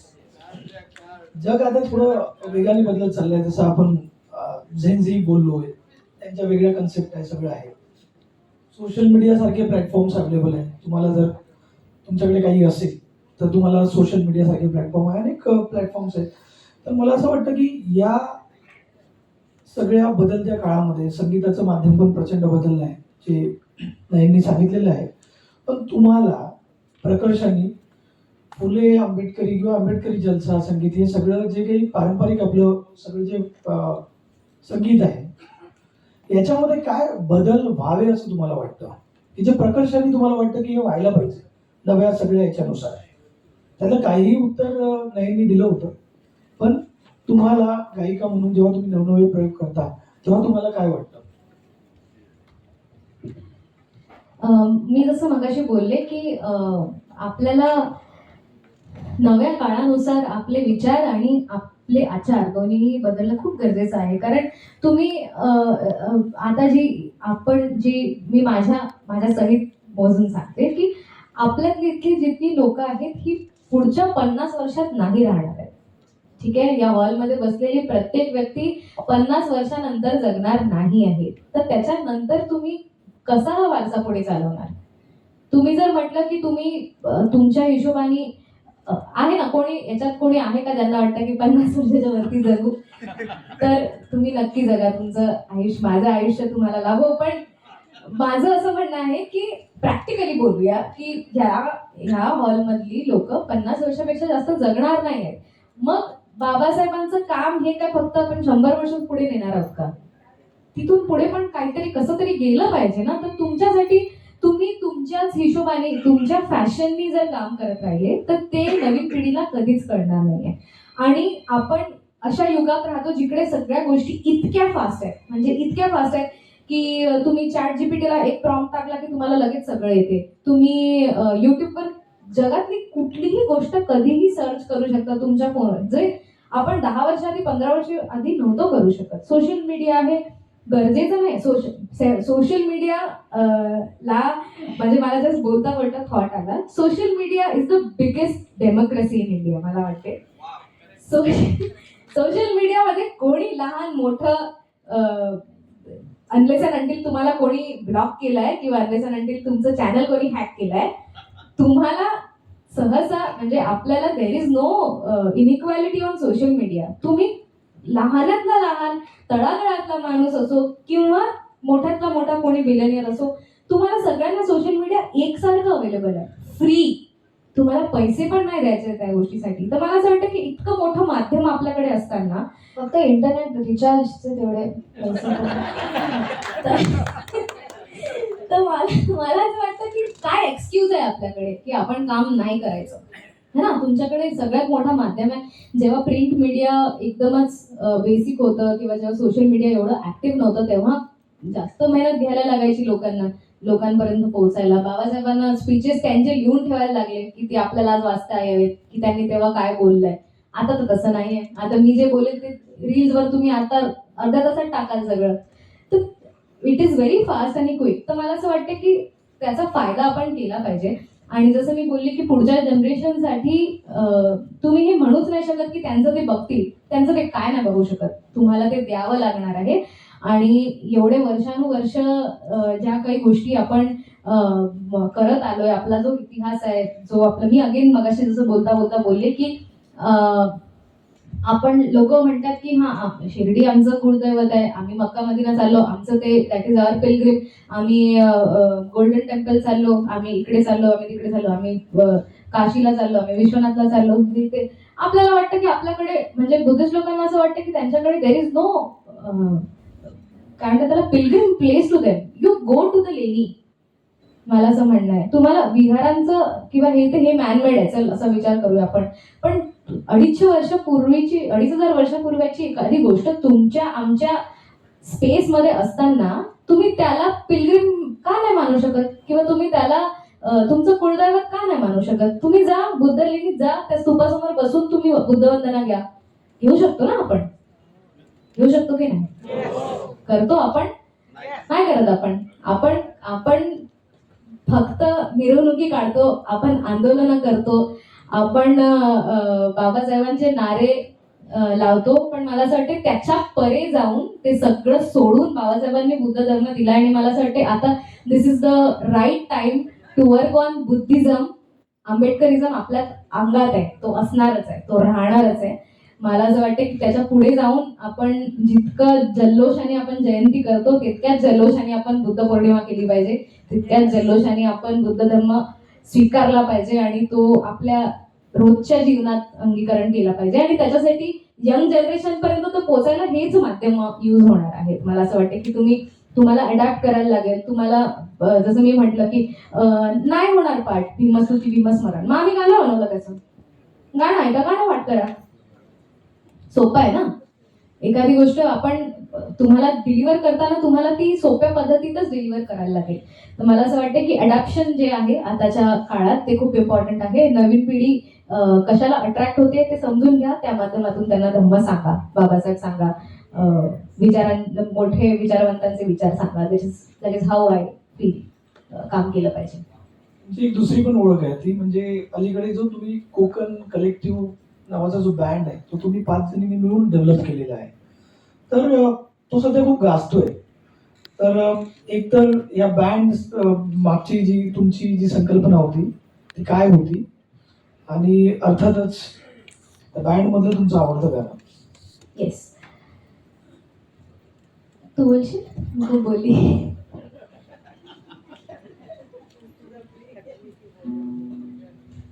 तर मी बोलते. सो कोकण कलेक्टिव्ह हा बँड आम्ही 5 मैत्रिणी आहोत कॉलेज टाइमच्या. ऍक्च्युली हे 4घी आहेत आणि मी त्यांच्यात नंतर जॉईन झाले, मी त्यांचे ज्युनियर आहे बेसिकली. तर ह्या 5 मैत्रिणींचा हा एक म्युझिकल बँड आहे, जे आम्ही आमचं काम बेसिकली फ्युजन वरती आहे. तर आम्ही वेस्टर्न आणि क्लासिकल सेमी क्लासिकल कसं फ्यूज करता येईल आम्हाला त्याच्यावरती आम्ही काम करतो. आणि we work on the versatility basically. तर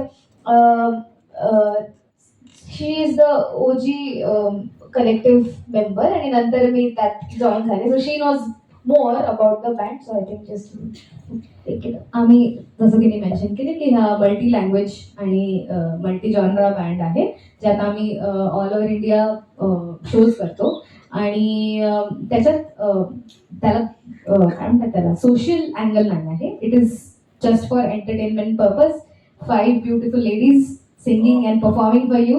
you look at us and enjoy. It is like that. So आम्ही विमेन एम्पॉवरमेंटला थॉट घेऊन हा बँड बनवला आहे. It is all female band. आणि आम्ही घरात गणपती नावाचा एक चित्रपट आला होता 1-2 वर्षापूर्वी. त्याच्यात आम्ही Konkan collective as a band म्हणून डेब्यू सॉन्ग केलं आहे. तर ते गाणं 1-2 लाईन तुम्हाला ऐकवतो, आमच्या बँडचं गाणं.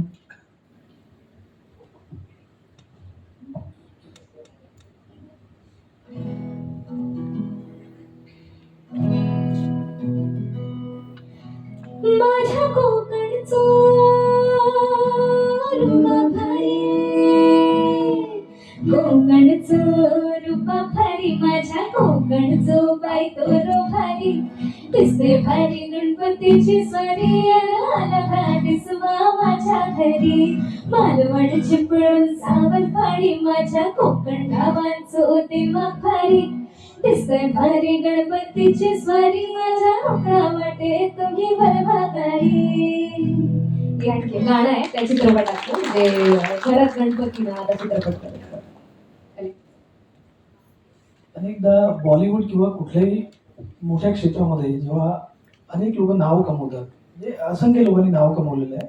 म्हणजे हा माझा प्रश्न बेसिकली सर्वांना लागू नाही आहे, पण एका स्टेजवर, एका उंचीवर तुम्ही जेव्हा त्या प्रोफेशनमध्ये पोहोचता, तेव्हा अनेकांना त्यांची ओळख देताना ते आंबेडकरांचे आहे हे वगैरे दडपण येतं किंवा अनेक लोक टाळतात. पण अशी काही उदाहरणं आहे, सर्वच असे नाही, असं सर्वच लोकांचं असं काही माझं म्हणणं नाही आहे.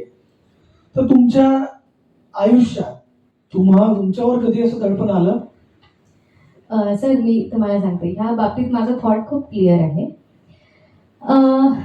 26 जानेवारी 1950 रोजी भारत गणतंत्र झाला, लोकतंत्र झाला आणि तिथे सगळ्या जाती संपल्या, ॲटलिस्ट मनातून तरी आपल्या. मला असं वाटतं की मी एखाद्या जातीची आहे किंवा मी या एखाद्या गोष्टीचं दडपण घेऊन जर काम करायला लागले, तर ना मी स्वतःशी प्रामाणिक आहे, ना मी माझ्या जातीशी प्रामाणिक आहे, ना मी माझ्या समाजासाठी प्रामाणिकपणे काम करू शकेल असं मला वाटते. सो तो भाग मला असं वाटतं की 50च्या आधीच्या गोष्टी आपण 50च्या आधी सोडून देऊया. आता तुम्ही बौद्ध आहात, आता तुमच्याकडे खूप मोठा धम्म आहे, तुमच्याकडे खूप मोठा वेपन आहे. तुम्ही त्याचा वापर करून तुमच्या आयुष्याचा उद्धार करा. आणि मला असं वाटतं की खूप लोक हा प्रश्न या वेळी पण आम्हाला विचारतात की तुम्हाला कधी त्याच्यामुळे प्रॉब्लेम झाला का. असं पण असते की तुमची कास्ट कधी आडवी आली आहे का. तर मला असं वाटते आली असेल तरी आम्ही लक्ष दिलं नाही. मला असं वाटते आली असेल तरी आम्ही लक्ष दिलं नाही. तुम्ही कोणीतरी आमच्यावर अन्याय केला म्हणून मी त्या गोष्टीने डिस्टर्ब राहून माझं काम थांबवू किंवा मी डिमोटिवेट होऊ या विचारांची मी नाही. मला असं वाटतं अन्याय केला तुम्ही केलाय, प्रॉब्लेम तुमचा आहे, प्रॉब्लेम माझा नाही. तर दिस इज व्हॉट वी थिंक. आणि मी कला क्षेत्र असो काय असो, तुम्ही कुठे काम करतो, तुम्हाला कुठली गोष्ट कुठे कधी आडवी येऊ शकते. त्यामुळे तुम्ही आपण आपलं काम चोख करायचं, बाकी गोष्टी आपण हा अप्रोच हा ऍटिट्यूड खूप महत्वाचा आहे. आणि तो ऍटिट्यूड असा येत नाही, तो तुमच्या मेहनतीतून आणि सगळ्या जेव्हा तुम्ही एक्सेल होता तेव्हा तो येतो असं मला वाटतं. एक अजून एक महत्वाचा प्रश्न, त्यानंतर आपण समअप करूया, की तुम्ही महाराष्ट्राबाहेर खूप कॉन्सर्ट केलेले आहे, अगदी साऊथला आणि सर्वत्र. मला वाटतं की तुम्ही श्रीलंकेमध्ये पण कॉन्सर्ट केलेले आहे, शोज केलेले आहेत. तर तुम्हाला बेसिक तिकडचे अनुभव कसे होते वेगळे, जे तुम्ही महाराष्ट्रात करता आणि बाहेर असतात, तर त्यातला डिफरन्स किंवा तुमचे वेगळे अनुभव काय होते? सर म्युझिकला घेऊन विचारतो की इन जनरल? म्युझिकल किंवा जो रिस्पॉन्स असतो, महाराष्ट्राची जी रिस्पॉन्स करतात तुम्ही जेव्हा गाता, जेव्हा तुम्ही महाराष्ट्रातले आहे, तर तो तिकडून रिस्पॉन्स कसा आहे, तो त्याच्यातले अनुभव. एक खूप फन एक सांगणार गोष्ट. श्रीलंकेत आम्ही 2024ला आम्ही बुद्ध पौर्णिमा साजरी करायला आम्हाला श्रीलंकन गव्हर्नमेंटने इन्व्हाइट केलं होतं आणि मी साधारण 10 दिवस श्रीलंकेत होतो. आणि तिथली बुद्ध पौर्णिमा म्हणजे इट वॉज सो गुड, म्हणजे तुम्ही बिलीव्ह नाही करणार. भारत हा बुद्धांची भूमी आहे, पण तुम्ही बाहेरच्या देशात जाऊन एका दुसऱ्या बुद्धिस्ट कंट्रीमध्ये जाऊन तुम्ही तिथलं बुद्धिझम जेव्हा बघताय तेव्हा तुम्हाला असं वाटतं बापरे, तुम्ही एका बुद्धिस्ट कंट्रीतून येताय, तुम्हाला बेसिकली इट्स अ व्हेरी, नाही म्हणायला पाहिजे असं, पण तिथला बुद्धिझम बघून आम्हाला आपण काय करतो, आपण काहीच नाही करत. तिथे जाऊन जे आम्हाला एकदम आम्ही एनलायटन झालो ना, तिथली प्रत्येक एक एक गोष्ट इतकी बघण्यासारखी आणि इतकी शिकण्यासारखी आहे आणि ते खूप रूटेड तिथलं बुद्धिझम तिच्या आहे. बोलण्यात मला ऍड करायचं आहे की एखादा तुम्ही आपण जितके आता रिलिजन्स म्हटले, समजा भारत देशात जितके धर्म आहेत त्याच्यातला तुम्ही जर प्रत्येक धर्मातला एक माणूस जर घेतला, तुम्ही पंजाबी माणसाकडे बघितलं तर तुमच्या त्याच्या जॉली नेचरवरून तुम्हाला कळेल की हा पंजाबी आहे. तुम्ही एखाद्या गुजरातीला घेतलं तर त्याच्या बोलण्याच्या, त्याच्या व्यापाराचं जे त्याचं एक बोलणं राहील की तो प्रत्येक गोष्ट तुम्हाला जसे की बिझनेस माइंड आहे त्याच्यातून तुम्हाला कळेल की हा गुजराती माणूस आहे. तुम्ही एखाद्या ख्रिश्चनला भेटला तर त्याच्या वर्तणुकीतून तुम्हाला कळेल की हा याचं थॉट प्रोसेस आहे. तुम्ही एखाद्या बुद्धिस्ट माणसाला भेटला तर त्याला ओळखायचं कसं का बुद्धिस्ट आहे, म्हणजे त्याच्या बॉडी लँग्वेज म्हणून how do you define it. तर मला हा एक्सपिरियन्स कधीच नव्हता, पण मी श्रीलंकेत जाऊन ज्या शांत चित्तेने लोक तुमच्या समोर उभे राहतात ना, you understand this is a Buddhist person. कारण ते लोक एवढ्या म्हणजे इतके स्थितप्रज्ञ आहेत आणि एवढ्या शांततेत तुमच्याशी बोलतात. एका रेंजच्या वरती त्यांचा आवाज पण जात नाही, म्हणजे ते आवाज पण देतील, म्हटलं की हाय सर असं म्हणत ते म्हणतील हॅलो सर. तर त्यांच्या बोलण्याचा पण जो एक टोन आहे ना, त्याच्यापासून तर त्यांच्या बॉडी लँग्वेज मध्ये पण तो बुद्धिझम तुम्हाला जाणवतो. मला असं वाटलं की सगळ्यात मोठी जर गोष्ट मी शिकली असेल श्रीलंकेत जाऊन, की मला असं झालं की I want to look like a Buddhist, I want to present myself as a Buddhist, जे मी नाही करत. तर मला असं वाटतं की that is a very important thing आम्ही जे शिकलो सर तिकडे. आणि श्रीलंकेत जाऊन तुम्ही जेव्हा दुसऱ्या बुद्धिस्ट कंट्रीमध्ये जातात तिकडे बुद्धिझम विदाऊट बाबासाहेब असतो. हा एक वेगळा अनुभव होता आमच्यासाठी. श्रीलंकेत जाऊन आम्ही बाबासाहेबांचे गाणे नव्हतो गाऊ शकत, त्या लोकांना बाबासाहेब माहितीच नाही. आपल्याला बुद्धिझम थ्रू बाबासाहेब माहिती आहे, पण श्रीलंकेत फक्त बुद्धिझम आहे. तर मला असं वाटतं की तो एक खूप मोठा ती सीख होती आमच्यासाठी की तुम्ही एखाद्या दुसऱ्या ठिकाणी जाऊन जेव्हा फक्त Buddhism as a separate entity बघता, तिकडे तुम्हाला ऍक्च्युली कळतं की बुद्धिझम काय आहे. आपल्या इकडे की आपण बोलतानाच की आपल्या, म्हणजे मला म्हणायचं की आपल्या सगळ्या चालीरीतीच बाबासाहेबां थ्रू बुद्धिझम कडे जातात. मला असं वाटतं आपण उलट फिरवलं पाहिजे आता चक्र. आपण पहिले बुद्धिझम मधून बाबासाहेबांना आपल्यात आणलं पाहिजे. So that is important thing that मला असं वाटतं मी श्रीलंकेत जाऊन शिकले. आणि आम्ही तिकडे जे गायलो ते मला ऐकवायचं आहे तुम्हाला.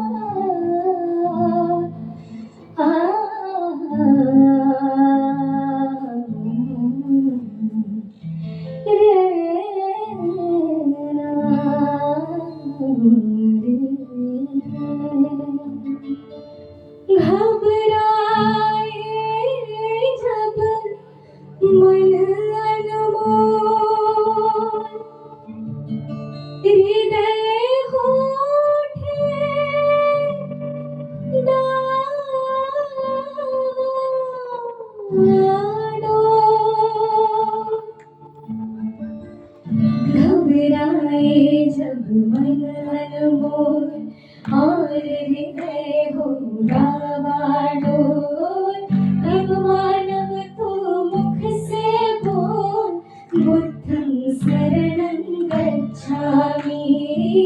हे मानव तो मुख से बोल बुद्धं शरणं गच्छामि.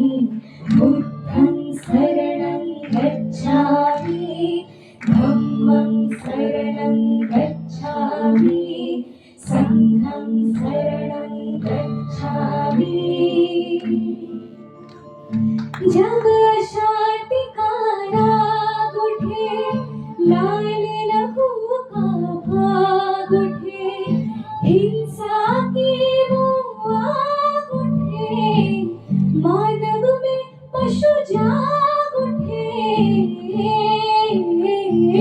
ऊपर से मुस्काते नर, भीतर जहर रहे तुमको, हे मानव तू मुख से बोल, बुद्धं शरणं गच्छामि, तब मानव तू मुख से बोल, बुद्धं शरणं गच्छामि, बुद्धं शरणं गच्छामि, धम्मं शरणं गच्छामि, संघं शरणं गच्छामि, बुद्धं शरणं गच्छामि, धम्मं शरणं गच्छामि, संघं शरणं गच्छामि.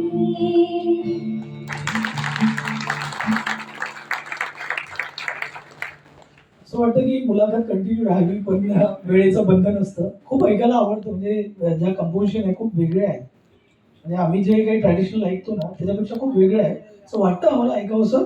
पण शेवटी आपल्याला मुलाखतीचं समप करावं लागेल.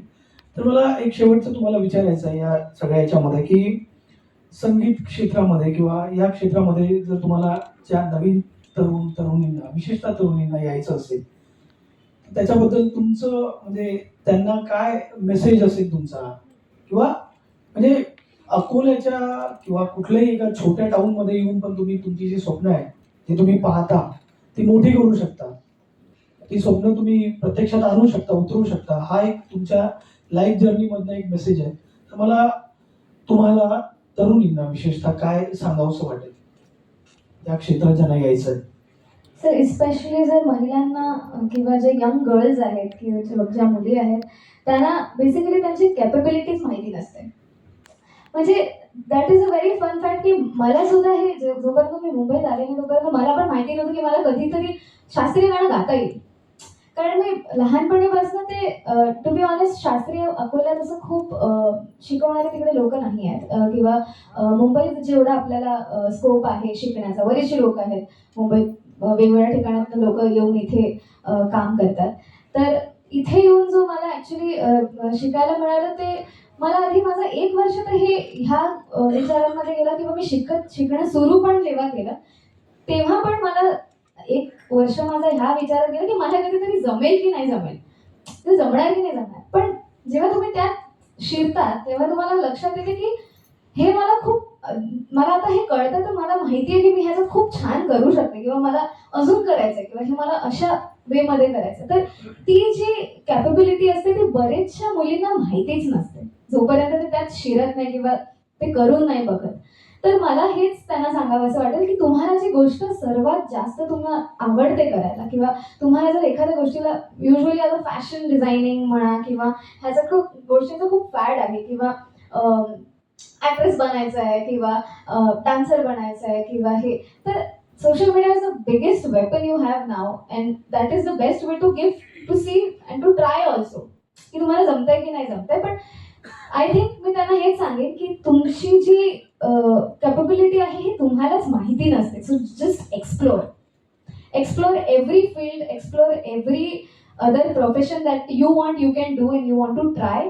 सगळं ट्राय करा, नंतर डिसाईड करा तुम्हाला काय करायचं आणि मग बघा तुम्हाला जमतंय की नाही जमतंय. आणि जर जमतंय तर that is give your 200% in that, कारण ती तुमची आवडती गोष्ट आहे आणि वरून तुम्हाला त्याच्यावर तेवढीच मेहनत पण करावं लागेल.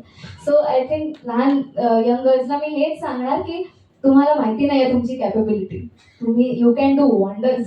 अँड महिला ही व्यक्तिमत्वच एक खूप मॅजिकल आहे जे आपल्याला रिअलाइज खूप लेट होतं.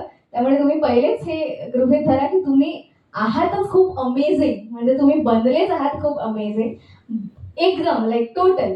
तुमचं माइंड गेम असो किंवा तुमचे तुम्ही दिसतात किंवा तुम्ही एक सुंदर ॲक्च्युली क्रिएशन म्हणू शकतो of nature is a woman. So just explore and give your 200%. मला असं वाटतं की कृतिकाने बऱ्यापैकी सगळे पॉईंट कव्हर केले. एक मोस्ट इम्पॉर्टंट गोष्ट आहे जी मला असं वाटतं की भरपूर जिकडे कुठे आम्ही बोलतो किंवा प्रत्येक वेळी मुलाखत नसते, बरेचदा खूप छोट्या छोट्या मुली येतात आमच्याकडे शो झाल्यानंतर की ताई किती छान केला तुम्ही कार्यक्रम, केवढे सुंदर तुम्ही स्टेजवर दिसत होते, मला पण म्युझिक खूप आवडतं, मी पण गाते, मला पण तुमच्यासारखं बनायचं आहे. जेव्हा ह्या सगळ्या गोष्टी आम्ही ऐकतो तेव्हा आम्हाला असं जाणवतं की आम्ही त्या जागी होतो कधीतरी, आणि आम्ही तिथून या बाजूला आलोय. तर मला असं वाटतं की त्या सगळ्या ज्या जे लोक आहेत, म्हणजे मुली म्हणून नाही, इन जनरल एनीबडी, की तो डिस्टन्स कव्हर करणं खूप इझी असतं तुम्ही जर एकदा त्याच्यात हे केलं तर. आणि जसं मी सांगितलं की एस्पेशली यासाठी की तुम्ही मुली, त्यात तुम्ही शेड्यूल कास्ट मुली, त्यात तुम्ही छोट्या शहरातल्या मुली, त्यात तुम्ही middle class, lower middle class मधल्या मुली, तर केवढे चॅलेंजेस आहेत. मला असं वाटतं की ही खूप हाईट केलेली गोष्ट आहे, असं काही नसतं. तुम्ही या, आम्ही मुंबईत आम्ही जेव्हा राहायला आलो तेव्हा आम्हाला माहिती नव्हतं. आम्ही 6 वर्ष ग्रॅज्युएशन, पोस्ट ग्रॅज्युएशन आम्ही डॉक्टर बाबासाहेब आंबेडकर आणि संत मीराबाई समाज कल्याणचं हॉस्टेल आहे वरळीमध्ये, जिथे आम्ही राहिलो. फ्री स्टे, फक्त मेरिट होतो, दरवर्षी डिस्टिंक्शनचा रिझल्ट यायचो म्हणून हॉस्टेलमध्ये राहिलो, पण मुंबईत फ्री राहून शिकलोय आम्ही. अशा अनेक स्कीम्स आहेत, अशा अनेक योजना आहेत ज्या आपल्याला असं वाटतं की, कारण अकोल्यासारख्या शहरातून येऊन तुम्हाला मुंबईत मी माझं भाड्याने घर घेऊन राहील वगैरे, मिडल क्लास लोकांसाठी खूप मोठी गोष्ट आहे ही.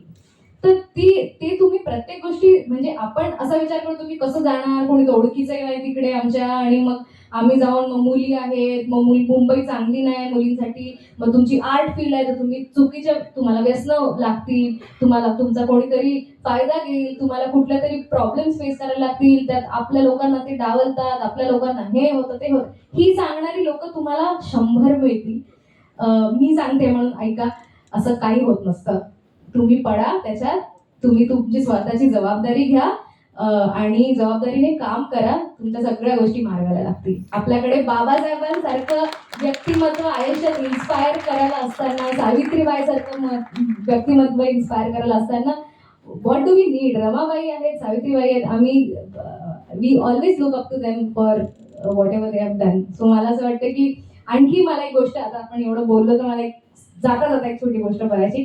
मला हा सगळ्यांना संदेश द्यायचा आहे की आपण रमाबाईंना बिचारा म्हणणं सोडूया का प्लीज.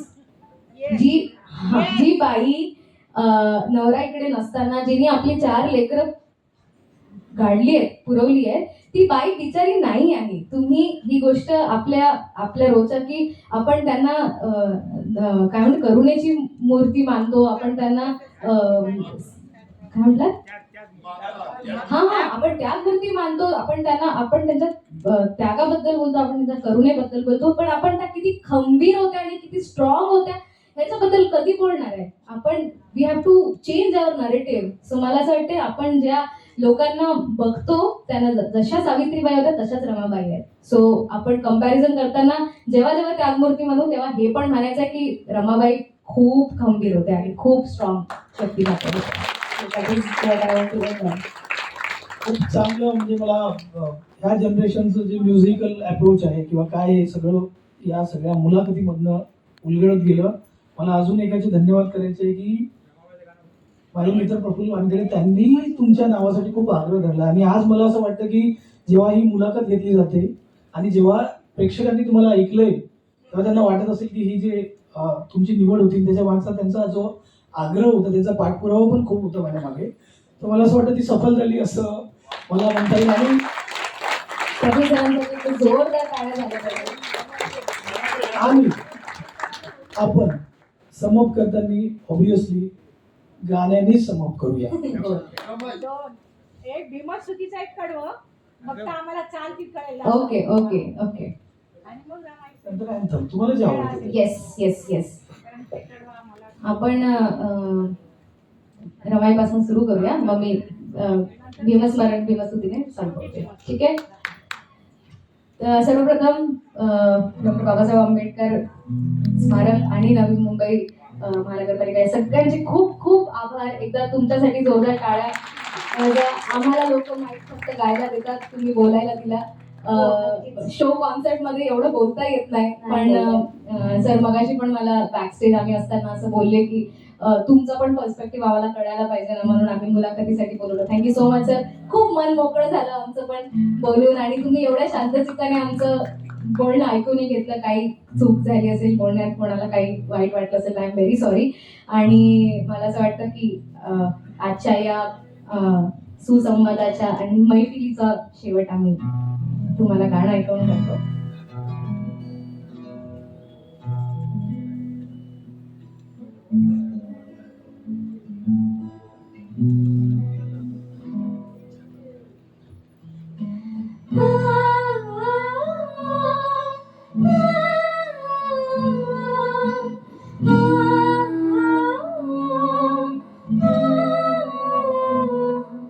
अशी मधुर मंजुळवाणी ऐका रमायची कहाणी. रमाय सा गवा मगा घरी सारी सा गवा मगा. रमाय सा गवा मगा घरी सारी सा गवा मगा. धनी असता मूर्खाती पार पाडी कर्तव्य सारी. होती गरीबी तिचे लागावे, होती परिचित माहेर गावे. कंबर कसून बांधणा असरमाचं नांदणा. कंबर कसून बांधणा असरमाचं नांदणा. भीमाच्या संसारी कसं टिपून चालणा. हे नांदण नांदण होत रमाचं नांदण. हे नांदण नांदण होत रमाचं नांदण. भीमाच्या संसारी कसं टिपून चालणं. माझ्या भीमाच्या संसारी कसं टिपून चालणं.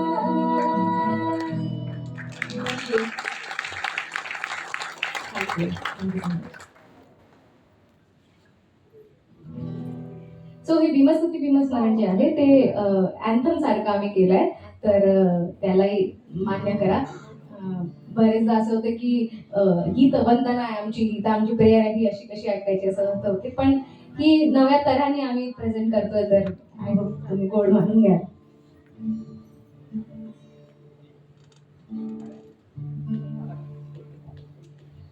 दिव्या प्रभरत्न तू साधू वरदान तू आद्य कुलभूषण तू भीमराजा. सकल विद्यापती ज्ञान सत्संगती शास्त्र शासनमती बुद्धी तेजा. पंकजा नरवरा रत्न सजन उद्धारा. भगवंता खरा भक्त काजाचा उतार संघरी. शास्त्र धरिता करी काबरारी उरे रुद्र रूपा. मुक्ती पथ कोणता जीर्ण स्मृती जाळता. उजाळीला अगती का मार्ग साजा. सकल विचिंतनयानं देवरूपं सुजीवं. निमल चक्षु कविरभूषं घोरभण्डं सुकायं. अभयचित्तं निभयकामं सुरतधम्मं सुप्रेमं. विरतविचं सुजनगीतं भीमरावं सरामि. राष्ट्र घटना कृती शोभते भारती. महामानव बोलते सार्थ संज्ञा. शरणबुधासवी शरणधम्मासवी शरणसंघासवी. भीमराया भीमराया भीमराया भीमराया. शिका संघटित व्हा आणि संघर्ष करा. शिका संघटित व्हा आणि संघर्ष करा.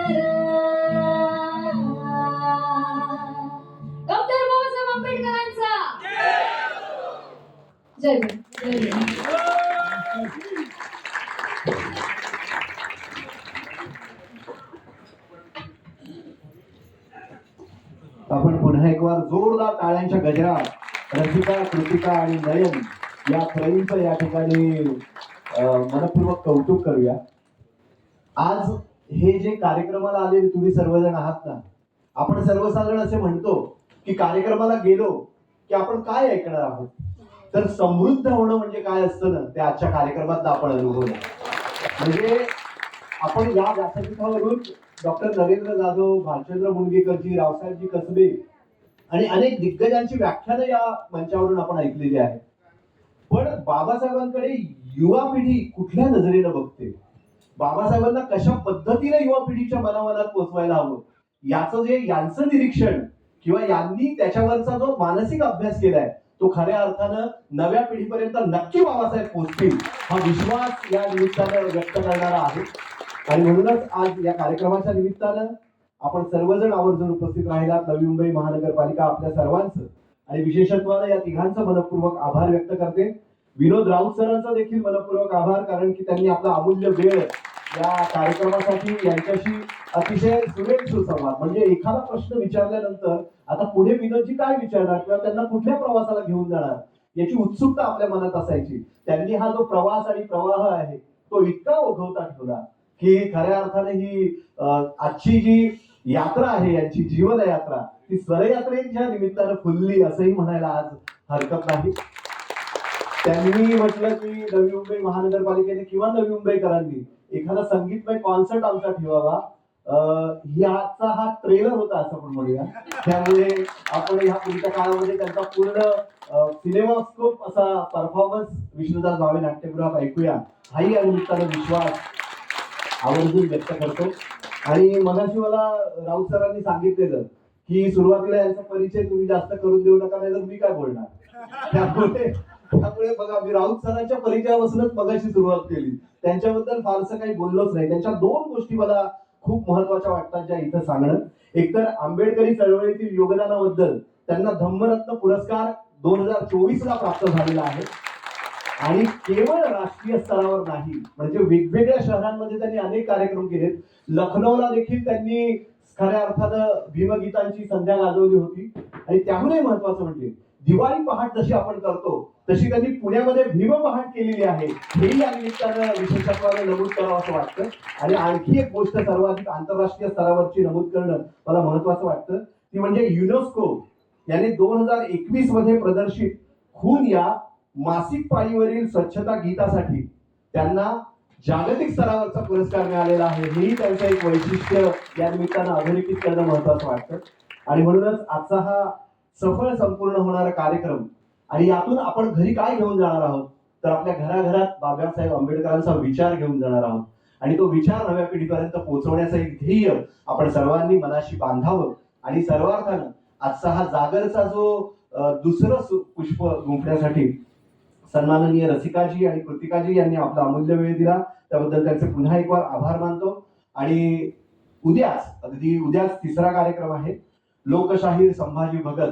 म्हणजे संभाजी भगत नाव घेतलं की असे बाजूच्या भिंती सुद्धा अशा हलायला लागतात, इतक्या ताकदीचा लोकशाहीर आहे. मराठीला अतिशय नामवंत असा बाबासाहेबांची, मगाशी त्यांनी म्हटलं की लोकसंगीतातून बाबासाहेब जास्त कळतात. तर बाबासाहेब आंबेडकर यांची सांस्कृतिक दृष्टी या विषयावर संभाजी भगत व्याख्यान देणार असले तरी संभाजी भगत म्हणजे नुसतं व्याख्यान देत नाही, ते खऱ्या अर्थानं मंच आपल्या शाहिरीनं गाजवतात सुद्धा. त्यामुळे उद्याही इतक्याच मोठ्या संख्येनं आपल्या सर्वांची उपस्थिती, याहीपेक्षा मोठ्या संख्येनं अपेक्षित आहे. अनेक जणांना आज उभं राहून हा कार्यक्रम अनुभवावा लागला, त्यामुळे उद्यापासून आम्ही बाहेर स्क्रीनची व्यवस्था करतो आहोत, संगरत्न किल्लारे मॅडम यांच्या निर्देशानुसार किंवा त्यांच्या मार्गदर्शनानुसार. आणि आज या कार्यक्रमाच्या निमित्तानं आपण सर्वजण या ठिकाणी आवर्जून उपस्थित राहिलात. पुन्हा एक वार सर्वांचे मनपूर्वक आभार. इंस्टाग्राम लाईव्ह वरून आणि युट्यूब लाईव्ह वरून हा कार्यक्रम अनुभवणाऱ्या सर्व रसिकजनांचे देखील मनपूर्वक आभार मानतो. उद्याचा कार्यक्रम जर लवकर सुरू व्हावा असं वाटत असेल तर तुमची आवर्जून वेळेत उपस्थिती प्रार्थनीय आहे. संध्याकाळी 6:30 वाजता कार्यक्रम आहे, हे या ठिकाणी पुन्हा एक वार घोषित करू इच्छितो. प्रफुल्ल वानखेडे सरांच्या शेजारी मी बसलेलो, त्यामुळे ते सारखे म्हणत होते की हा कार्यक्रम कसा होईल याचं मला कालपर्यंत टेन्शन होतं. म्हणजे कसा होईल की नव्या मुली आहेत, त्या गाणाऱ्या आहेत, तर गाणारी माणसं बोलणारी नसतात असं सर्वसाधारणपणे म्हटलं जातं. आणि खऱ्या अर्थानं पाडगावकरांनी म्हटलेलंच आहे की कुणाचंही प्रेम कुणी तराजूत तोलू नये, कुणाचंही प्रेम कुणी तराजूत तोलू नये, आणि कुणी मनापासून गात असेल तर आपण मध्ये बोलू नये. त्यामुळे जास्त न बोलता या ठिकाणी आपल्या सर्वांचे पुन्हा एक बार आभार मानतो. जागर 2026चं दुसऱ्या पुष्प यांनी गुंफलं. पुन्हा एक बार जोरदार टाळ्यांच्या गजरात त्यांचे मनपूर्वक आभार. धन्यवाद.